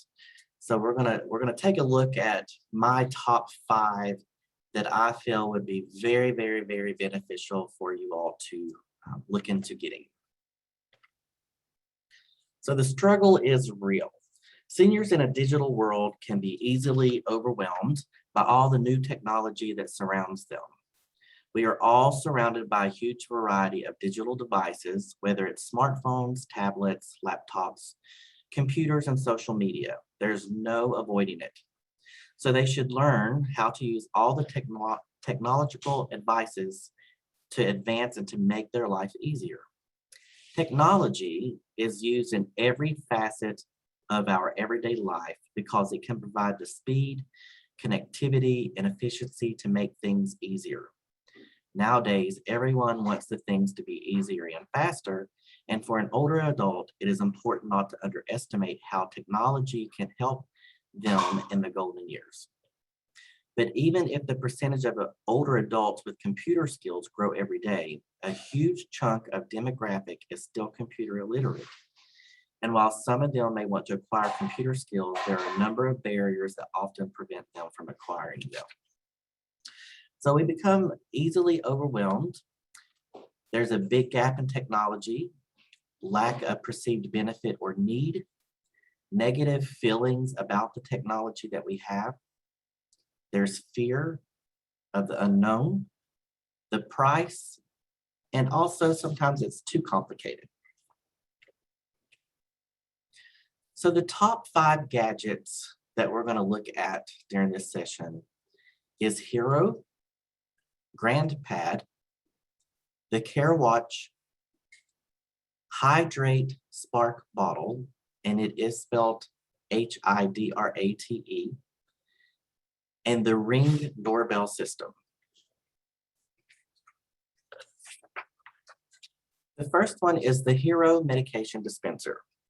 Hero dispenses a senior's medication at the right time each day. This technology for the individual holds up to 10 different prescriptions, all shapes and sizes, and can be customized to any medication schedule. It can store up to a 90-day supply of medication depending on the pill size. The device connects to the Hero app on your tablet, cell phone, or your computer, which track pill doses and consumption. Due to contamination risk, Hero does not work well with the gummy type pills, half pills, or sticky pills. Hero Fill will also deliver prescriptions and over-the-counter medications directly to your door with free shipping. So we're going to look at this video that talks about the Hero medication dispenser.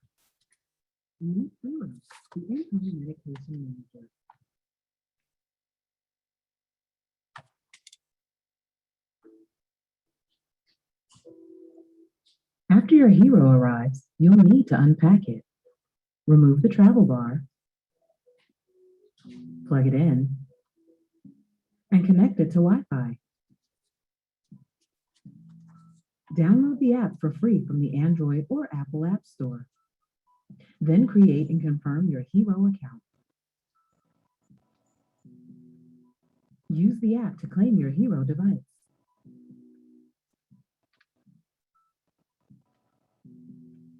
Now, search for your medications and add your schedule.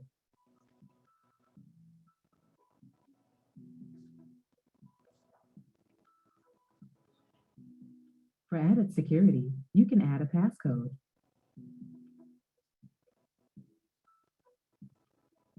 Confirm your schedule and press the center button on the device to load your medication. Load up to a 90-day supply of pills or vitamins into the containers.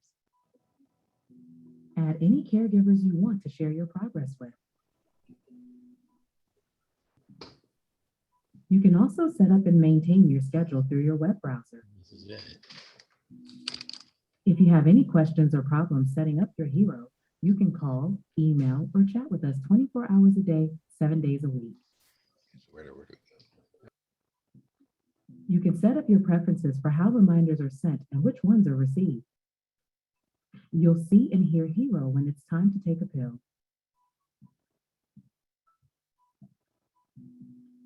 You can also get a reminder on your phone if you don't take your medication within 15 minutes. Hero can send a reminder to a caregiver as well. When your pills are running low, you'll see a warning on the Hero device. And Hero can also send a reminder to a caregiver. Within the app, you'll be able to track your progress, as can your loved one. You can also get more details on the medications you're taking. Hero also analyzes your medications and lets you know if there are conflicts. With Hero, you'll take the right medication at the right time, every time.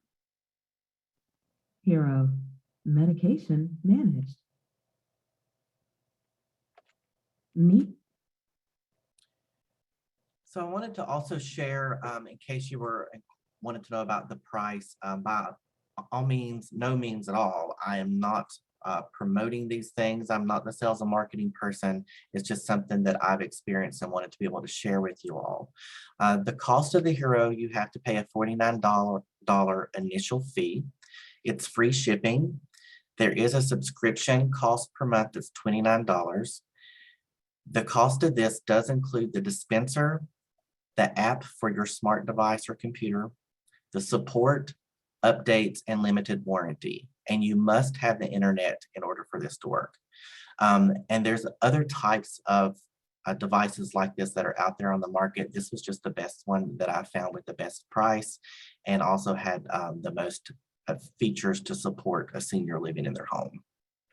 And I really liked that you're able to share the information with your family members or caretakers so that they can keep up with things in case you happen to miss a scheduled medication. They'll be able to see that and also provide reports to your physician. The next thing that we're going to talk about is called the GrandPad. If you're familiar with an iPad, it's sort of like that, or a tablet. It is set up the same way, but this is for somebody that's really not tech savvy. It's really easy to use. There's no way that people can tap into your device or anything like that. It comes built in with wireless data. It allows individuals to play games, listen to music, video chat with family, and communicate with no hassle at all. It comes with its own private family network, which allows approved members to add photos, update contact information, and more. There's no modem required, so you do not have to have internet at your house in order for this to work. You do not have to set up or remember passwords. The GrandPad's device insurance replaces broken devices at no cost. It can be a great tech gift for an individual, especially if they're not tech savvy. It keeps you safe from scams and also spams that we often receive on tablets and iPads and computers. It has unlimited access to support team. It sends voice automated emails, so you don't have to type. And it has enlarged text for easy reading. So here is the video on the GrandPad.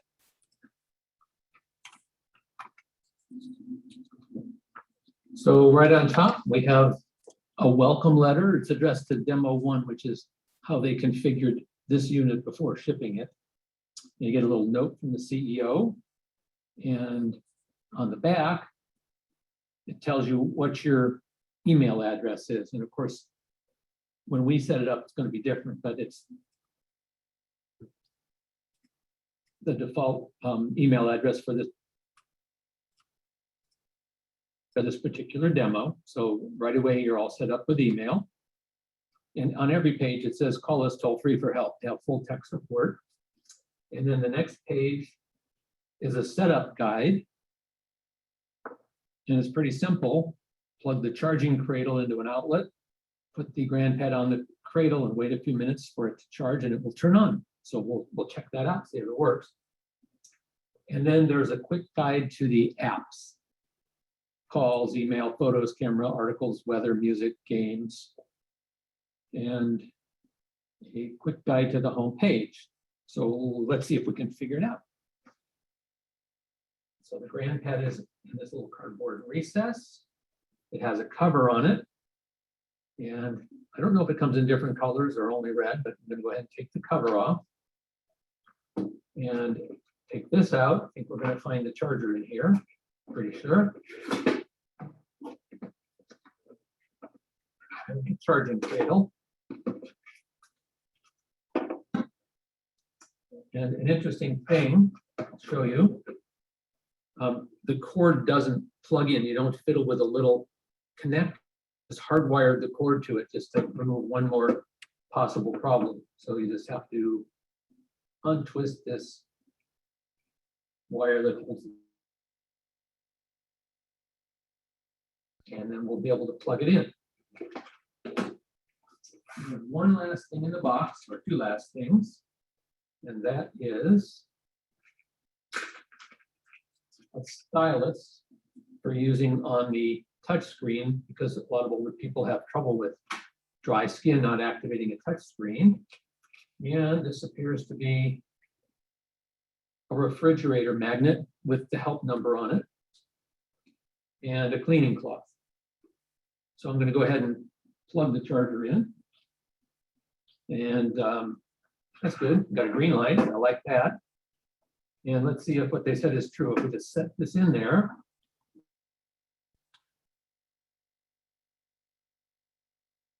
I can see I have it upside down. So I'm going to flip it.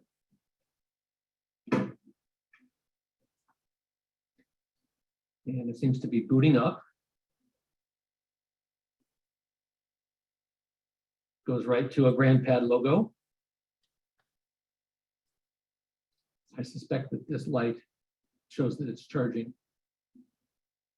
GrandPad is waking up and will be ready shortly. And there we have a screen, and it says tap a button or tap the arrows to see more.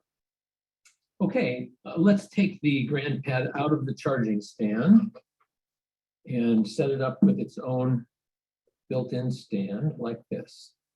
And I'm going to zoom in so that we can see it better. Okay, the first point I want to make is that I have not put in any passwords or Wi-Fi addresses. The system worked right out of the box and got onto the cellular network. So basically what you see is what you get when you start using it. And they've already set this up with Willow Village being the first application. If we touch that, it brings up a screen that lets us call Willow Village. So it's going to make a phone call to our info number. And I'm not going to do that right now, but let's go back.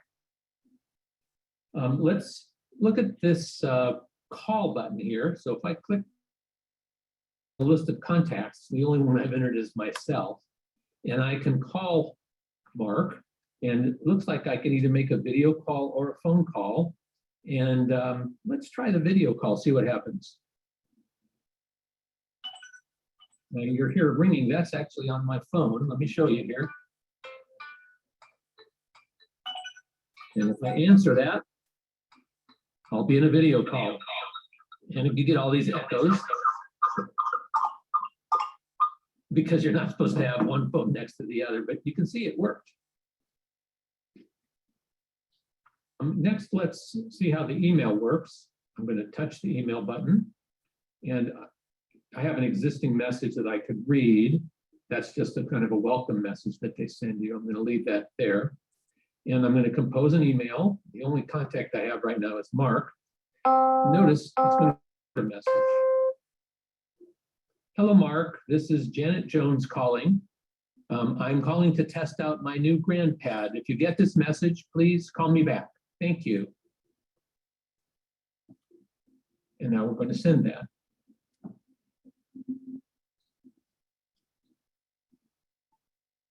So now let's take a look at my phone. And you can see that I've received a new email from Janet Jones. And let's see what happens. Touch that. And you just get a message saying that you have an audio email and that you should click to listen. So let's listen to it, see what happens. And I'll play it back. Hello, Mark. This is Janet Jones calling. I'm calling to test out my new GrandPad. If you get this message, please call me back. Thank you. It worked. Let's look at the other applications. So there's a Photos app, and that basically has photos that you and your contacts can share. You can also take a photo using the camera. Let's try that. And let's use the still photo. We need to, this is the back camera, as you can see. We need to switch to the front camera. And hello there. Let's take a photo. Oh, it's timed. There you can see a very unflattering photo. I'm going to delete it. And it has a section with articles. I think these are curated by GrandPad. There's a weather forecast if you want it. It gives the current weather and a 5-day forecast. There's music. And looks like there's a genres here. I don't know, classic rhythm and blues.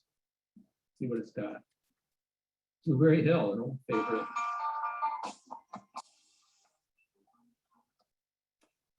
40s, 50s, 60s, all kinds of music here. I'll have to find out if you can add other music or not, but right now it gives you a start with a number of tunes that they've apparently licensed.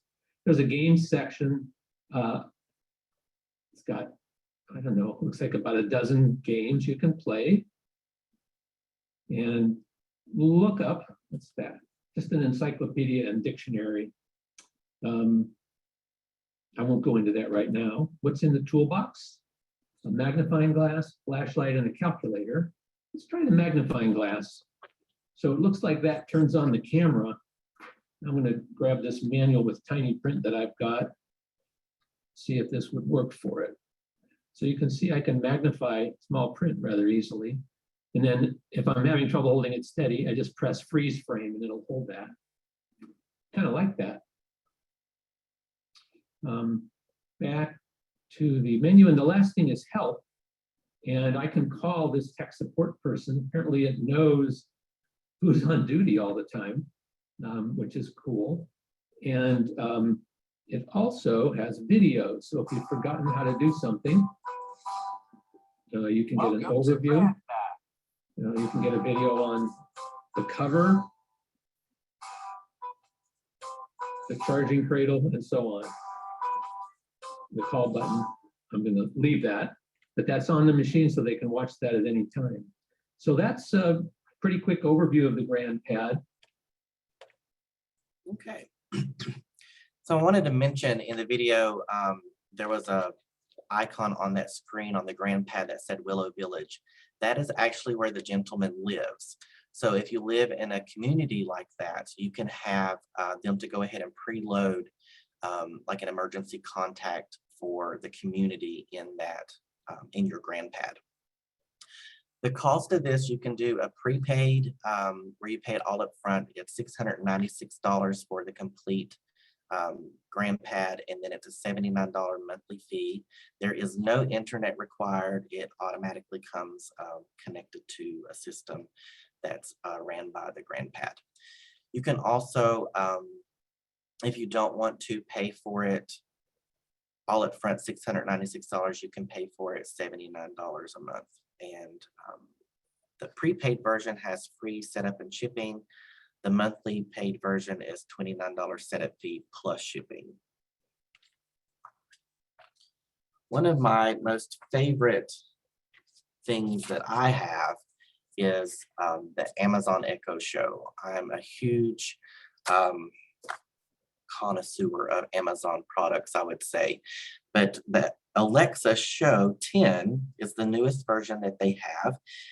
It comes with a 10.1 inch high definition screen that is designed to move around the room with you for video calls. If you're in the kitchen and you're needing to pull up a recipe to cook, everything and anything's always in your view. The speakers deliver premium directional sound. Stay in frame video calls with friends and family. It can take pictures. It has a smart home capability. So like at my house, all of my lights are connected to the Echo. So if I'm driving home, I can say, Alexa, turn on the living room lights, even before I get to the house. So there's lights on. You can take a look around your house, even when you're away with this device, using your phone or your smart pad. It does have entertainment features for videos, music. It's the ultimate kitchen companion. Cook along with recipes from the Food Network. Get unit conversions. You can set timers, add things to your grocery list. So if you're in your kitchen and you're seeing that you need eggs and milk and bread, you can say, Alexa, add milk, eggs, and bread to my shopping list. And then while you're out, you can pull that up on your phone and you have your list. It can also set dates and things like that for the future. You can put memories on display using your Amazon Photos and Alexa. And it's designed to protect your privacy. Amazon is not in the business of selling your personal information to others. It's built with multiple layers of privacy controls, including a mic, camera off and on button, and a built-in camera shutter. I have one of these at my dad's house. My dad is almost completely bedridden, and he's not able to get up by himself, and he lives by himself, although I do have a caretaker that comes in every day. So I'm able to go on my cell phone, click the Amazon device, and drop in, and I'm able to see him and talk to him live, which is really, really great because I live almost an hour and a half away. So here's a video on the Amazon Echo Show 10. Hey guys, it's Justine, and today we are checking out the brand new Echo Show 10. I'm so excited about this because I've been such a huge fan of all of the Echo Show products since the very beginning. A huge thank you to Amazon for sponsoring this video. Let's unbox and get to it.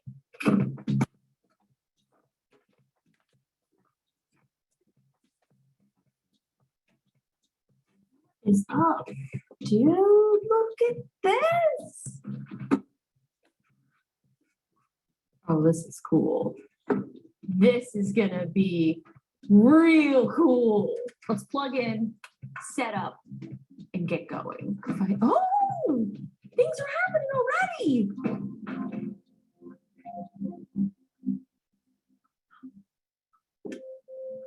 Hey, what's up? Nice tilt action. This is cool. All right, let's get you all set up. It's previewing the motion. It's saying don't move or unplug your device. Now use the slider to set the position. This is where the screen will face when not in use. That's nice. Hello? Alexa? Are you there? Yes, I'm here. I don't. Alexa, take a picture. Like, look at this. See that? It's beautiful. Really my best work. Alexa, follow me. Following is now on. This is going to keep me entertained for a very, very long time. So this is not going to be her final home here in the office. I'm going to actually put this in the kitchen on my center island, which is going to be a perfect little home for you.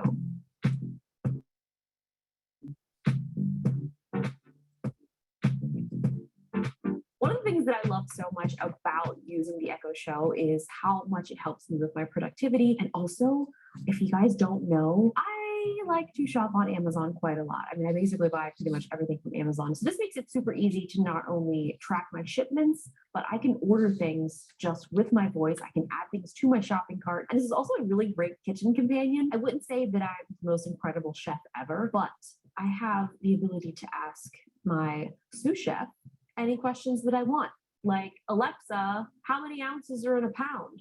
1 pound is 16 ounces. See, I would have never been able to figure that out without her. Another really cool thing is you're able to actually get recipes, and the fact that this has motion control. If I'm trying to cook and do things around the kitchen, I can constantly have this device follow me. So if I need to be able to have access to the recipe that's pulling up on her screen, I can easily do that. Alexa, how long should I cook some baked chicken for? Here is what I found. It is recommended to bake on trussed chicken in the oven for 10 minutes per pound at 500 degrees Fahrenheit and to rest for 10 minutes until it reaches an internal temperature of at least 165 degrees Fahrenheit. Was that helpful? Yes. Alexa, what should I make for dinner? For dinner, here's a few recipes. Slow cooker ribs. That looks interesting. I think I'm gonna go with pasta. And now I have this recipe here. I can save the recipe. I can save. even add this to my shopping list. Okay, I have added all ingredients to your shopping list. Like, what is life? I can also have full access to my shopping list. So if there's something else that I want to add other than everything that I need right here to make this recipe. Alexa, add yerba mate to my shopping list. The Urban added to your shopping list. So you can see that not only did I add that, but I've also got everything to make that pasta dish. Many of you obviously know this device as an entertainment device. You can watch videos, movies, you can watch Twitch. You can also use it to play music. One of the top things that I also use this for. This is For time's sake, I'm going to stop. I will share this link with Libby to provide to you all so you can finish watching it and see all the features that it does have for you. Hey guys. The cost of this is a one-time purchase on Amazon for $249, and you do have to have the internet. But I promise if you don't have a device like this and you get it, you will absolutely love it. It will change your life. And it's also really, really great for your family to be able to check in on you. If they haven't heard from you in a few days, they're able to drop in and kind of look at the surroundings and make sure that you're okay and you've not fallen, you're laying on the floor, you can't get to your phone. It's just got a lot of great features. The next thing that we're going to talk about is the Verizon Care smartwatch. I'm just going to play the video. It's very short.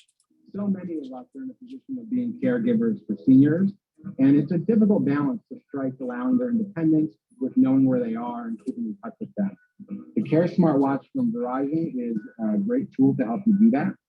It allows them to call and receive calls from up to 10 trusted contacts, keep scammers out of their life and people trying to sell them stuff. They could also set reminders for taking medications or important doctor's appointments. Seniors can also send their location if they are in need of help. One touch button to alert an emergency contact. So the Verizon Care smartwatch, there's different payment options through Verizon. There is a $35 activation fee, and you must have the Verizon plan for the watch. And you can see the cost there. For 24 months, you can pay $3.12, or you can pay the full retail price of $149.99.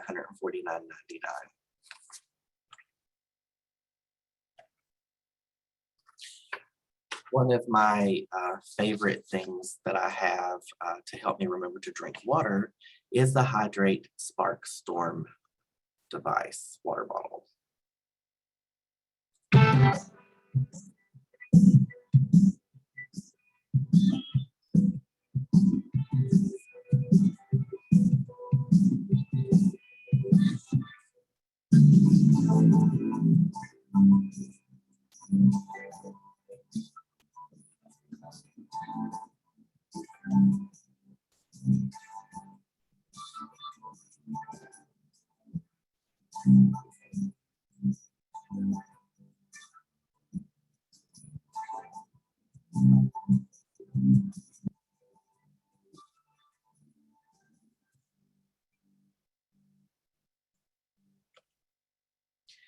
This device can regulate the amount of water you need to drink depending on your height, weight, age, sex, and how active you are during the day, and also climatic conditions.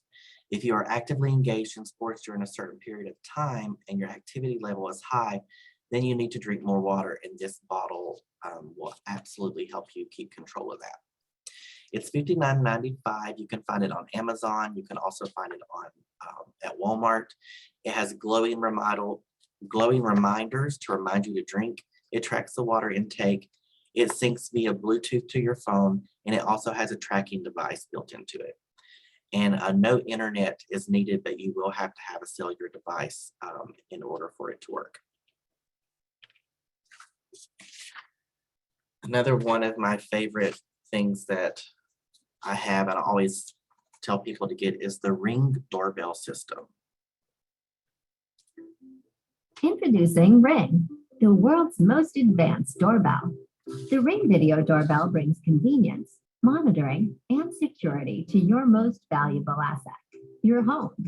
Ring streams HD video and audio seamlessly over wireless internet to smartphones and tablets. Ring makes it convenient to see and speak with whomever's at your front door, anytime from anywhere. Hello, delivery for Aaron Parker. Thanks, you can leave it at the door.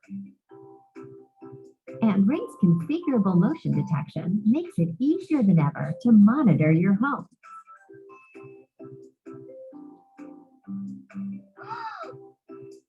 Oh, I see you, Timmy Stevenson. With Ring's unique cloud recording feature, you can easily access, rewind, or share your video events.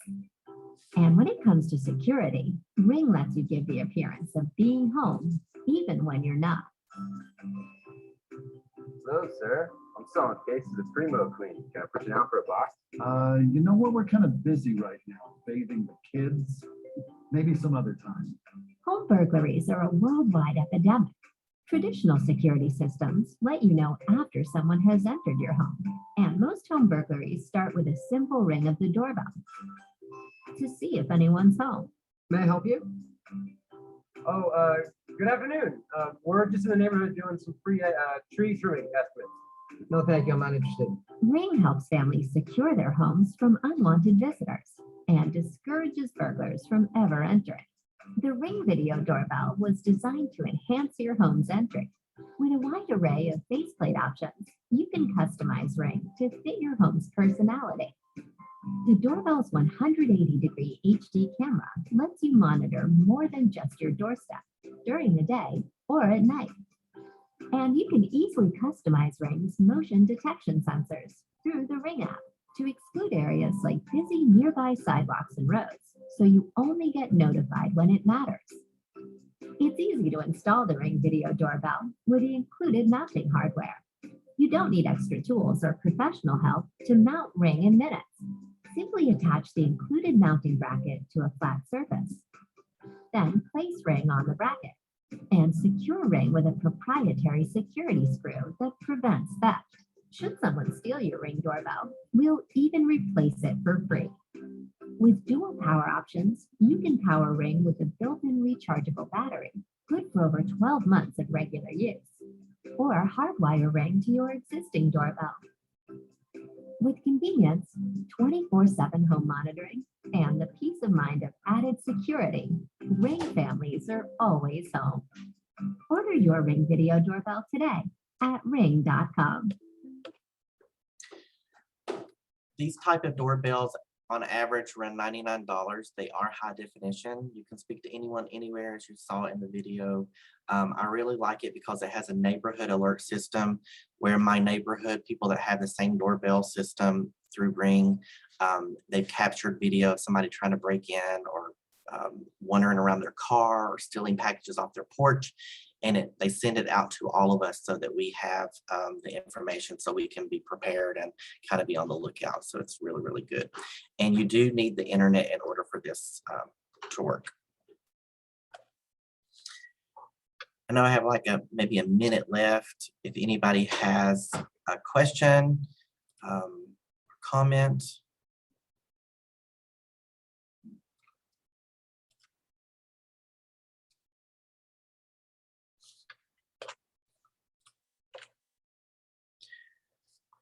Again, my name is Brian Rife. There's my email address, brian.rife@ncap.org. Thank you all so much for giving me the opportunity to share with you some devices that I like and have used with my own family. I hope that you found this beneficial and that you'll look into purchasing some of these things to make your life a little easier. Well, Brian, thank you so much, not just for joining us now, but joining us twice today.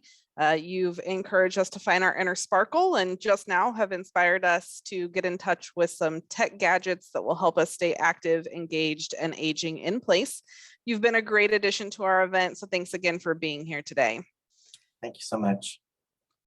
All right, everybody who's ready to win, we're going to welcome Tiffany back. And Tiffany, it's time to give that wheel another spin. Take it away.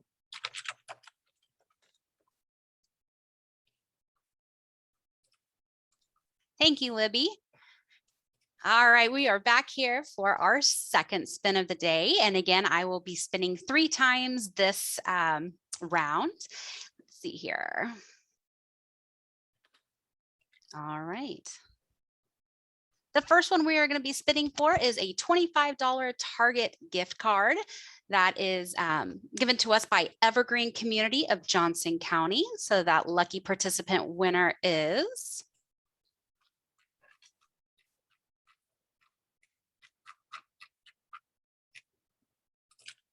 Sue Ercolani. Congratulations, Sue. All right, and our second winner today will be receiving a $25 gift card to Panera, and that is brought to you by the Vitality Rehab Group. That winner today is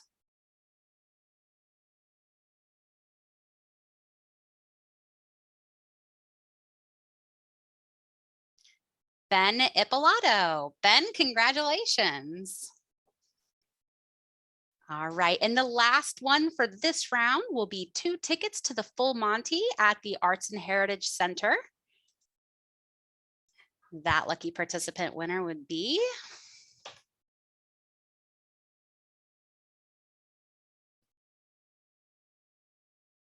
Vicki Freets. Congratulations, Vicki. And all of those winners can pick up their prize at the Meadowbrook Park Clubhouse at 9101 Knoll. Those prizes will be ready anytime after 8 a.m. on Thursday, September 16th, but we ask that you pick them up by Friday, September 24th. Thank you, Tiffany, and congratulations again to our winners. Tiffany will put those winners in the chat box. So in case you stepped away, you can take a look and see if you won big during that round of our prize wheel. We have a few more prize wheel drawings later today, so keep your hopes high. If you haven't won, maybe your name will be called before the end of the day. All right, now to continue our tech theme, we have a pre-recorded message from 50+ technology instructor David Prahota. David is an adjunct professor at Ottawa University and joined our team just prior to the start of the pandemic. Today, he's here to share with us some more tech tips and a bit of information about the classes he teaches for us. David?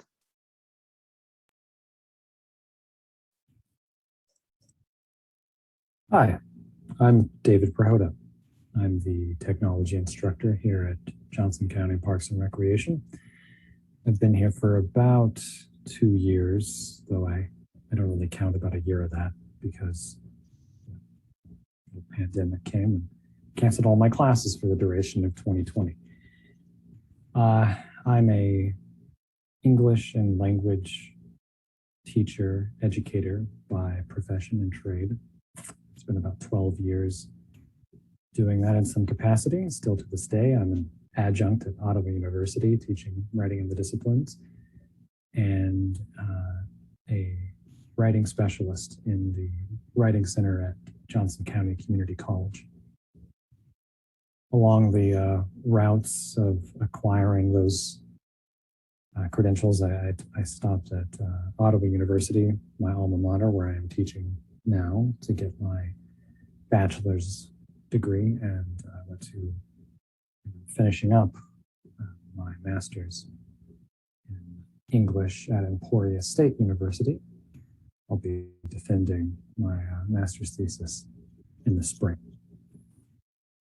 That journey has taken me all across the world, teaching various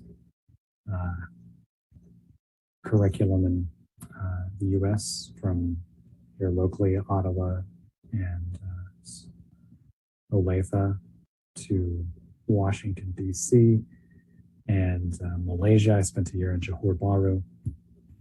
And throughout that process, effectively, I've become a bit of a technophile, essentially by proxy, I suppose, as in my educational demands. I needed to use a lot of tech, and I came to enjoy it. So it was through that I came into this position.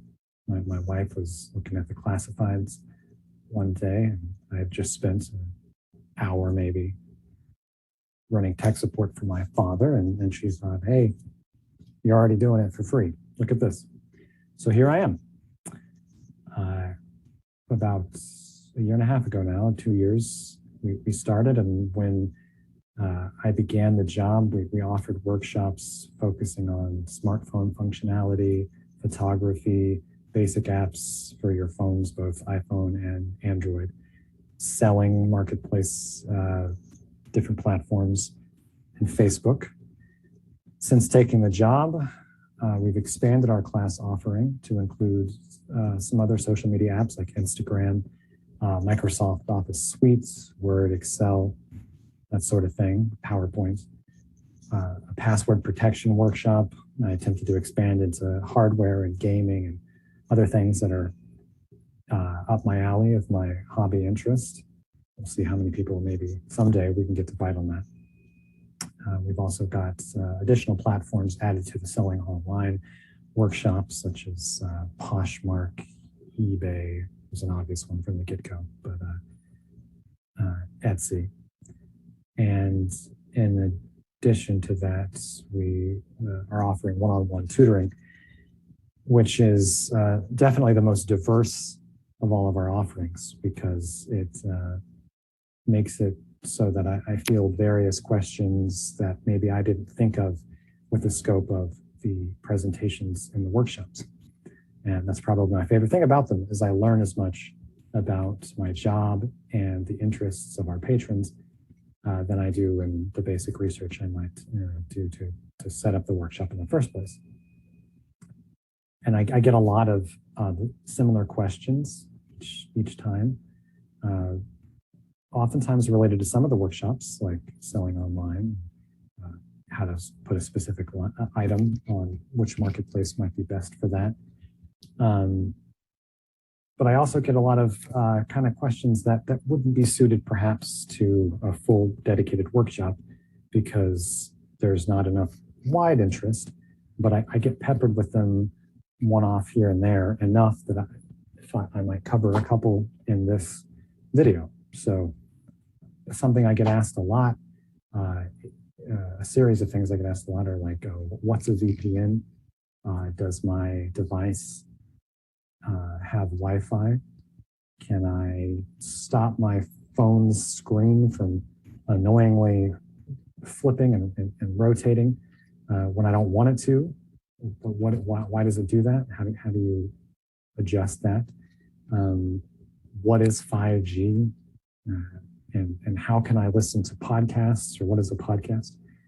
So I figured I'd go through each of those as just like a little idea of the kind of stuff that we'll offer through our workshops and through the one-on-one sessions.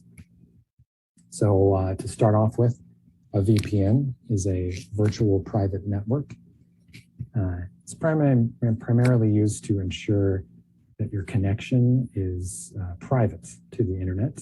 You're using a third-party network, typically, that is offered at a premium. There are free ones, but you get what you pay for. Redirects your network traffic. So if you're trying to access Facebook from your home in Johnson County and you deploy a VPN, your traffic will go through your VPN to Facebook through a third-party proxy location that you've chosen, perhaps Italy or Houston, Texas, wherever, which, there are various reasons why you might want to do that. You're just trying to hide your web traffic. You're keen on privacy, whatever your choice might be. So that is the purpose that they serve. Let's see, the next was, does your device have Wi-Fi, which is kind of a misnomer of a question, off at its base, because the general idea is that your device itself has Wi-Fi, and most devices don't have Wi-Fi. They connect to, or they receive Wi-Fi. Wi-Fi is ostensibly supposed to stand for wireless fidelity, but basically it's just a specific hardware device at a location, like at your home or McDonald's, projects a signal, and your device can log into that, connect to it, to use it to access the internet. Your phones will have the capacity to connect to two different types of signals, either a data connection or a Wi-Fi connection, and those are two completely different things. And we won't get into the nitty-gritty of those unless, if you want to, then you can schedule your own one-on-one session. The phone screen thing is pretty annoying.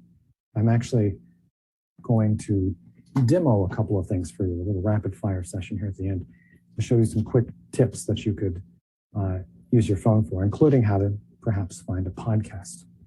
So The screen rotation is landscape or portrait orientation when it's vertically aligned or horizontally. Vertical is portrait and horizontal is landscape. And if you are on an Android phone and you pull down from the top of the screen, the little banner notification, you'll usually see an icon that looks sort of like a rectangle or box with little lines, curved lines on the outside, showing you kind of a rotating still. And if you tap that button, you'll either turn on or off the screen orientation rotation. So it's pretty simple. If you're on an Apple device, an iPhone, you would actually pull up from the bottom and you would see a similar button, slightly different, but a similar button to toggle. So on that note, let's use screen share to show you what I mean. So here we've got my screen, got these handy little analog. So this is on the right, my Android device, and on the left, my iPhone, that we can use to show you what it looks like. Just some quick rapid fire tips involving some of the basic things. So on an iPhone, if you pull from the bottom upward, like this, you'll see a series of buttons. This is your Bluetooth icon, your Wi-Fi, airplane mode, microphone. If you tap this Wi-Fi button here, right now my Wi-Fi is turned on, you'd be turning it off so that you wouldn't be looking for or connecting to local Wi-Fi signals. This button here is screen rotation. I apologize for that text message that just popped up on the screen. It's the dangers of casting a screen. If you touch this button, you'll tell your phone at the moment there's a lock, it's not rotating. So I've told it not to switch orientation when I move the phone. Similarly, over here on your Android device, if you pull down from the top, you've got this little icon right here. It's a rectangle on its side with turning arrows. You'll toggle on rotation or toggle off. Same thing with Wi-Fi, Bluetooth, airplane mode. This is your data connection. So each of those buttons serves a pretty handy purpose for toggling an essential function on or off on your phone. A couple of other quick tips. If you want to silence your phone pretty quickly, you can come in here and move over a screen. You'll see a do not disturb button. Tap that. It'll just silence if you're going into a meeting, maybe church or something. Total silence. Those are another couple of icons. You've got your battery saver mode over here. Makes it so that if you're on your last couple 5%, you can keep the phone going as long as possible.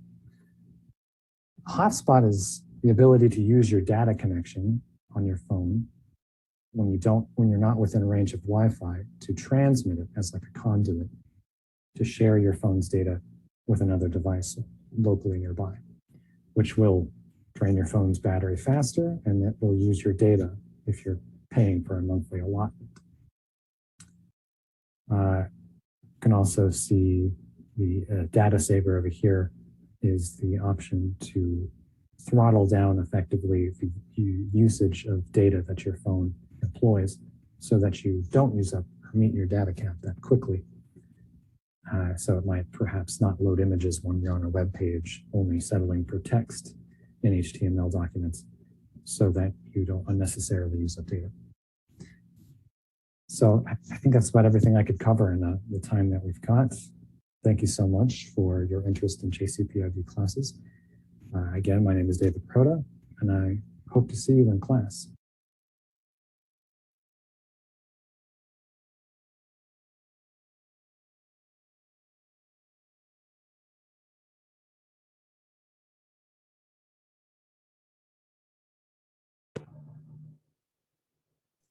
All right. Thank you so much to David.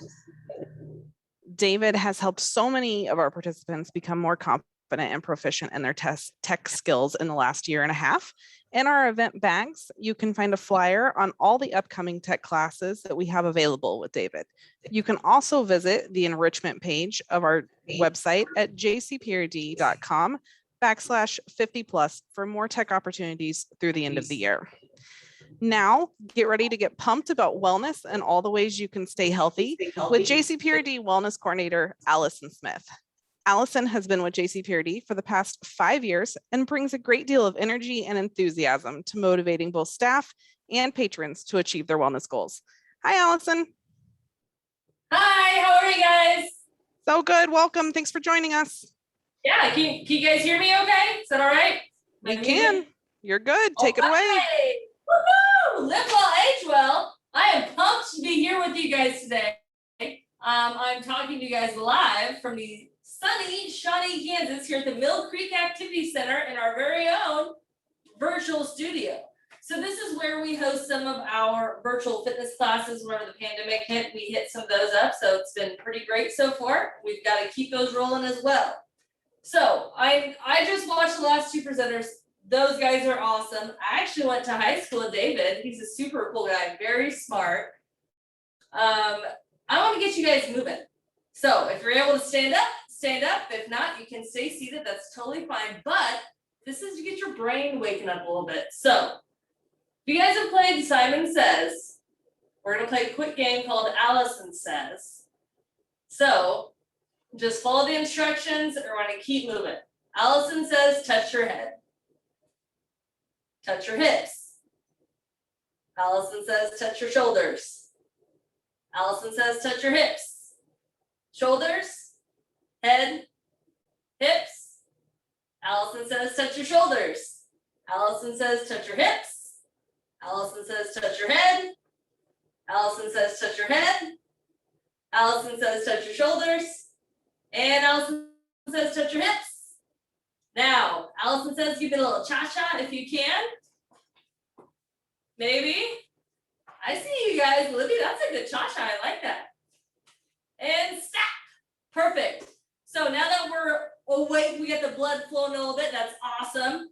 I'm here to talk to you guys about all things wellness here at JCPRD. So if you're here, that's a great start because you want to live well and you want to age well. Rock on. We're already rolling. JCPRD has a wide variety of programs. We have fitness classes. We also have virtual programs as well. And we've got a wide variety of travel and card games. And we even have guided walking tours in our parks. We also have a brand new program. We're going to do yoga for 45 minutes with an instructor, followed by a wonderful guided hike on the trails at some of our parks. We've got those coming up, and I'll be sure to send those registration links to Libby if you guys are interested. The other important thing I'm here to talk to you guys about is fitness and keeping you guys moving because our bodies were designed to move. And we've noticed that if you can't move as well, it's not because you can't, it's because you're too tight. So we got to keep moving to keep us going. So JCPRD has 2 fitness centers. We have the Mill Creek Activity Center with an indoor walking track and a fitness floor and fitness classes. We also have the Roland Park Community Center over in Roland Park, and it has a fitness floor. It also has a wide variety of fitness classes. I know the girls over there have done an amazing job at getting some super cool fitness classes going too.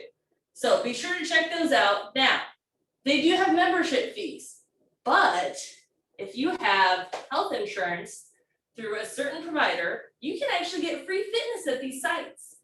So Silver Sneakers, if you guys are a Silver Sneakers member or Renew Active, go ahead and type in the chat box and let me know. If you guys don't know if you're eligible for these, I've got some great things for you. In the chat box, I know Libby just entered 2 links, and those are for check your eligibility for Renew Active and check your eligibility for Silver Sneakers. Now, some of you might say, oh, I know I've got Silver Sneakers, but does my spouse? If your spouse is enrolled in that same plan, yes, they do. If they're on a different insurance, No, they're not. We actually have a few members here at Mill Creek where the husband's on Silver Sneakers and the wife is on Renew Active. To each their own, everyone's a little bit different. But what Silver Sneakers and Renew Active is, it's basically a third-party vendor that comes in and it works with your insurance companies and the fitness centers to get you out moving for free. So you can, if you have Silver Sneakers or Renew Active, you can work out here for free or at the Roland Park Activity Center for free, as well as many other fitness centers in the Johnson County area. So to check your eligibility, you can go to one of those links, or if you have a smartphone, you can scan this QR code, and that is for the Renew Active link. You can just hold up your smartphone, take a picture of that, and it should have a pop-up for a website. That's for Renew Active or Silver Sneakers. Here's a QR code for Silver Sneakers website for eligibility. And if you are not into these links and or QR codes, totally fine. You guys can contact me. I'm here for you. So let me know what you guys need and I can make sure we can get you guys a spot. Even if JCPRD doesn't have a site close to your home, we can help find you guys that resource to help keep you moving and get you active. So the last thing I want to do for you guys, because I'm just a ball of energy and so excited to be on with you guys today, we're going to run from something scary. So Libby, I'm gonna need your help on this one. I'm gonna have you read the chat box. So what is something that we would normally run away from? Go ahead and type in the chat box something that you would normally run away from. And Libby, I'm gonna have you call one out if you see it. Snakes. How about we're running from snakes? Oh, we're running from snakes. Okay, okay. Snakes, a bear, fire. I see some other good ones. All right, what if we say a fiery bear snake? How's that? We're gonna run away from a fiery bear snake. So lions, tigers, and bears. Oh my! It's my favorite line actually. People in my office love it when I walk into the office and say that. So we have 3 speeds. You can either be seated when you do this, or you can be standing. And we're gonna be moving our feet and our arms. So right now, we're just taking a nice stroll. We're at slow speed and we are strolling through the park, checking out that nice tree line. It's about to be fall in a few days. It's gorgeous out. We're loving it. And all of a sudden we look in the woods. That looks like a bear. That looks like a fiery bear. That is a fiery snake bear. We are going to pick our pace up to a medium speed. I hope you're moving with me because that is not something I want to stroll next to. He doesn't see us yet. All right, he sees us. We gotta go full speed. Go, go, go, go, go, run! For 10, 9, 8, 7, 6, 5. We're almost to the Meadowbrook Park Clubhouse. 4, 3, 2, and 1. We are safe now. Thank you, Meadowbrook Park Clubhouse, for having a safe space away from the fiery bear snake. So that's all I've got for you guys today. Thank you so much for having me on. My name is Allison Smith. I'm the wellness coordinator for JCPRD. If you guys do need help finding your wellness needs, please contact me. I would love to get you guys set up. All right, I saw some of you running from our fiery bear snake. See what I mean about the energy and enthusiasm Allison brings? Allison, thanks so much for all the great information. And for all of you, we hope to see you participating in some of our wellness programs real soon. Before I send it to Tiffany for our last round of prize wheel winners today, I'd like to take a minute to recognize one of our sponsors, Dignity Memorial. The mission at Dignity is to help create remembrances that reflect the unique values, characteristics, and traditions of the families they serve. That is their passion, their purpose, and their promise, guaranteed. Whether you're planning a funeral or cremation service for a loved one, or making your own arrangements in advance, meaningful life celebrations begin with Dignity Memorial's compassionate funeral and event planners. For their providers, there is no greater honor than helping to remember a life lived. They are dedicated, local professionals committed to getting every detail right every time. They do this by listening, caring, and guiding each and every family who walks through their doors. It's why they've become a trusted part of our communities and why families consistently give them a 5-star rating for exceptional care. For more information, you can visit dignitymemorial.com, and you can also find their link on our vendor resource page at jcprd.com/livewellagewell. Okay, Tiffany, we're ready for those last few spins of the prize wheel. Take it away.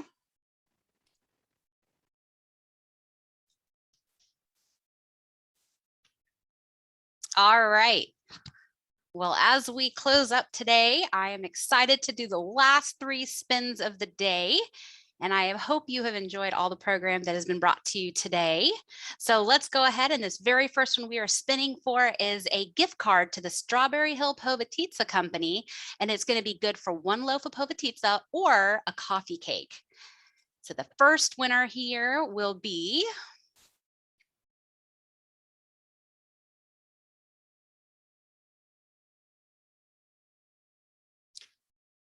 Jan Akers.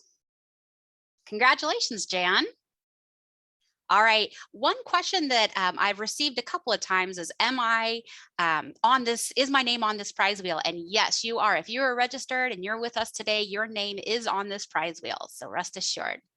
All right, the second prize we are going for now will be a bottle of wine and 2 stainless steel wine tumblers. And that is thanks to Westchester Village, Colonial Village, and Maggie's Place at Colonial Village. So thank you to them for supplying this prize.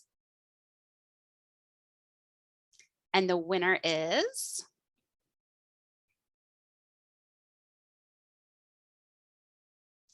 Bronwyn Pettit. Congratulations. All right, and the last prize of the day will be 2 tickets to the World War I Museum. That winner today is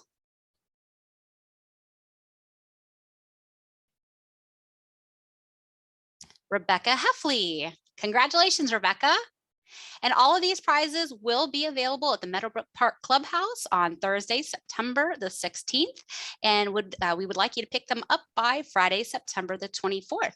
So I will see you all again tomorrow for more prizes and more winning. Take care.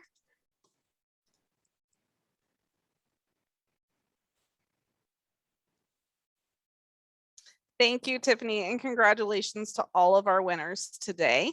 As a reminder, prizes are available for pickup at Meadowbrook starting at 8 a.m. on Thursday and must be picked up by Friday, September 24th.